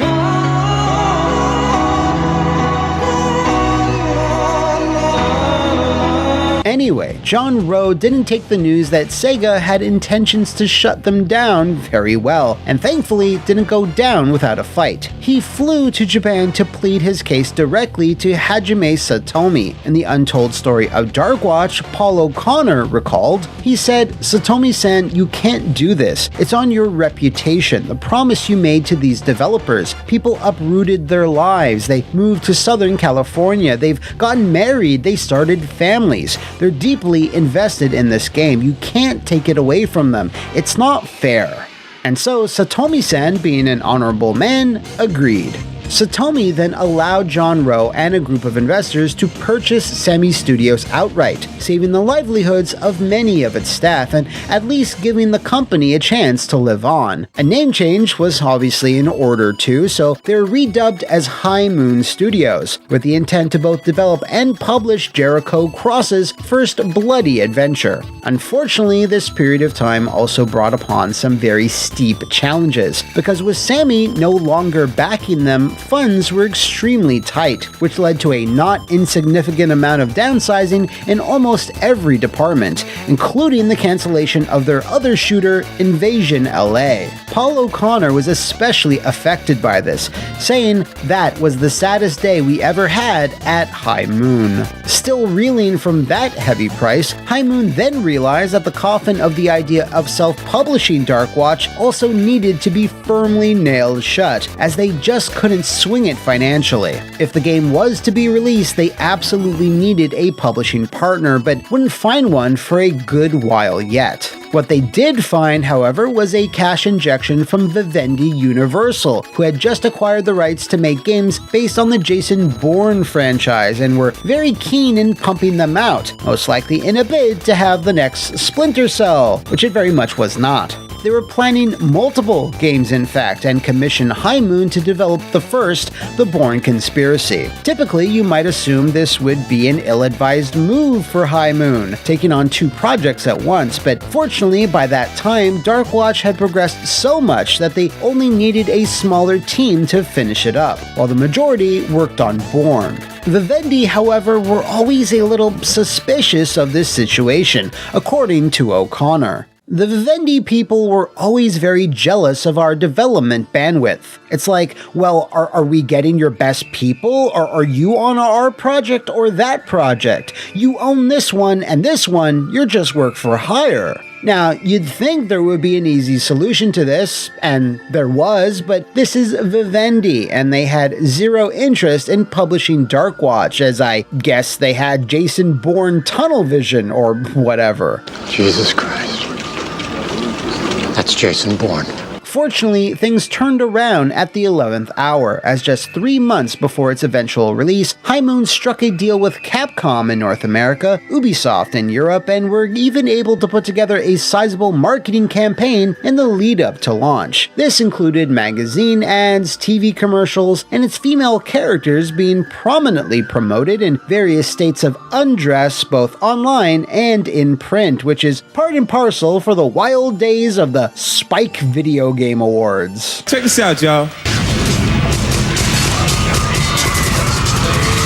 Cyber Vixen of the Year. Now, while this may have seemed like a massive W for High Moon, the reality is a bit more sobering. Since its creators 100% own the IP, Capcom were not really interested in advertising or growing it in any sort of long-term capacity. Once it was out, they were ready to wipe their hands of it. Reviews were quite solid though, with many finding fun in the over-the-top action and setting, but feeling it had the potential to be something even greater, as it played pretty conservatively in terms of both design and ambition. How it performed at retail, however, is a bit more mysterious. I tried my absolute damnedest to track down the NPD sales numbers for August of 2005 to see whether Darkwatch charted on either the PS2 or Xbox sides, and came up with a big old 0. Aside from finding Nintendo-only numbers for that month, the data just doesn't seem to exist, and while I'm hesitant to quote VG charts here due to their "just trust me bro" style sources, I'll still take time to mention that they have Darkwatch at around 320,000 copies. Regardless, High Moon seemed happy enough with its critical and/or commercial reception,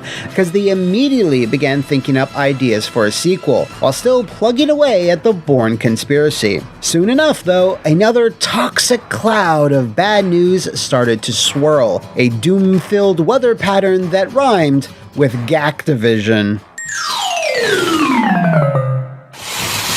Around Darkwatch's launch, deals outside of video games started coming in, including a film adaptation that Paul, I directed the Monster Hunter movie you forgot existed, W.S. Anderson, made an offer on. High Moon were excited, but these negotiations had to be put on hold for a far bigger deal, their own acquisition by Vivendi. The Bourne conspiracy wasn't even out yet, but Vivendi execs apparently liked what they were seeing so much they wanted to snap up High Moon to be their Bourne-making machine. While this deal would ensure monetary stability, it would also mean Vivendi would have complete control over what High Moon were to work on, and unfortunately they were still having none of Jericho Cross. I felt so left out. O'Connor fantasized to TheGamer.com that if I had a time machine, I'd go back to the negotiating group and say, carve out Darkwatch. They weren't really interested in it, just set it aside, own it, set up a separate company for it. But when the Matt Damon game that doesn't actually have Matt Damon in it finally did release, Vivendi had High Moon immediately move on to a sequel, with a much smaller team starting work on Darkwatch 2, much to Vivendi's chagrin. The thought was, if they could make something impressive enough, they just might be able to convince the suits it was worth putting their marketing dollars behind, but considering everything we've learned about Vivendi thus far, and in previous videos, a decent business sense didn't seem to be one of their stronger suits. While some very blurry footage of Darkwatch 2 was shown at GDC 2006, the team kept fleshing out their ambitions well past that. They wanted Darkwatch to extend to different time periods throughout history, with the sequel picking up in the future, where vampires now rule the world in a post-apocalyptic setting. A young girl whose blood happens to be deadly to the undead would have been a key plot point, as Jericho would have been tasked with protecting her in this new, even more dangerous world. High Moon were also planning to greatly flesh out the multiplayer as well as co-op with even more features and functionality, a bigger emphasis on giant cinematic boss fights, and making it all on Unreal Engine 3, as the team had become familiar with it during their time working on Bourne. Then something quite concerning started to happen. High Moon's bosses at Vivendi stopped returning their calls, which is that's a cause for concern. This is because those same Vivendi suits failed to give High Moon the heads up that they were planning to merge with Activision, which would form the basis of the giant abhorrent blob that we know and love today as Activision Blizzard. As you can probably surmise, this takeover and its subsequent giant sweeping changes were quick and aggressive, even after High Moon showed the Activision Fat Cats the promising work they had already completed on both the Bourne and Darkwatch sequels. They said, "That's awesome work, we love the potential and the talent of the studio, now get started on Transformers." In an absolutely baller move that's rather admirable, all four heads of the company resigned that very moment, not wanting to work on licensed IP under Activision for the rest of their days. Unfortunately, that wasn't really an option for the rest of High Moon, because that's exactly what they did, releasing 3 back-to-back Transformers titles and then pivoting onto the solid but commercially disappointing Deadpool, before finally being shackled and kicked down deep into the Call of Duty and Destiny mines, which unfortunately they have yet to emerge from. The former heads of High Moon, for their part, formed a mobile company for a few years before making an attempt to buy the Darkwatch rights from Activision, which went about as well as you'd expect. we heard from a friend of a friend that maybe we could go get that IP. There were some very informal discussions, but the price was too high for us. We just couldn't afford it. Well, that's depressing, but really, it's just as well though. It's not like horror or horror-adjacent westerns are popular or anything. I mean, there's like what? Undead Nightmare, Hunt Showdown, Evil West, Weird West, Blood West, Hard West 2. It's not like that could at all be indicative that people sort of enjoy that combination. Right, Activision? I mean, right, Microsoft? Why do I even bother? If you know of any other haunted, horrible stories in the video game or movie industries, do let me know in the comments below or enter the abandoned ghost town that is my social media. See you next time, and thanks for watching!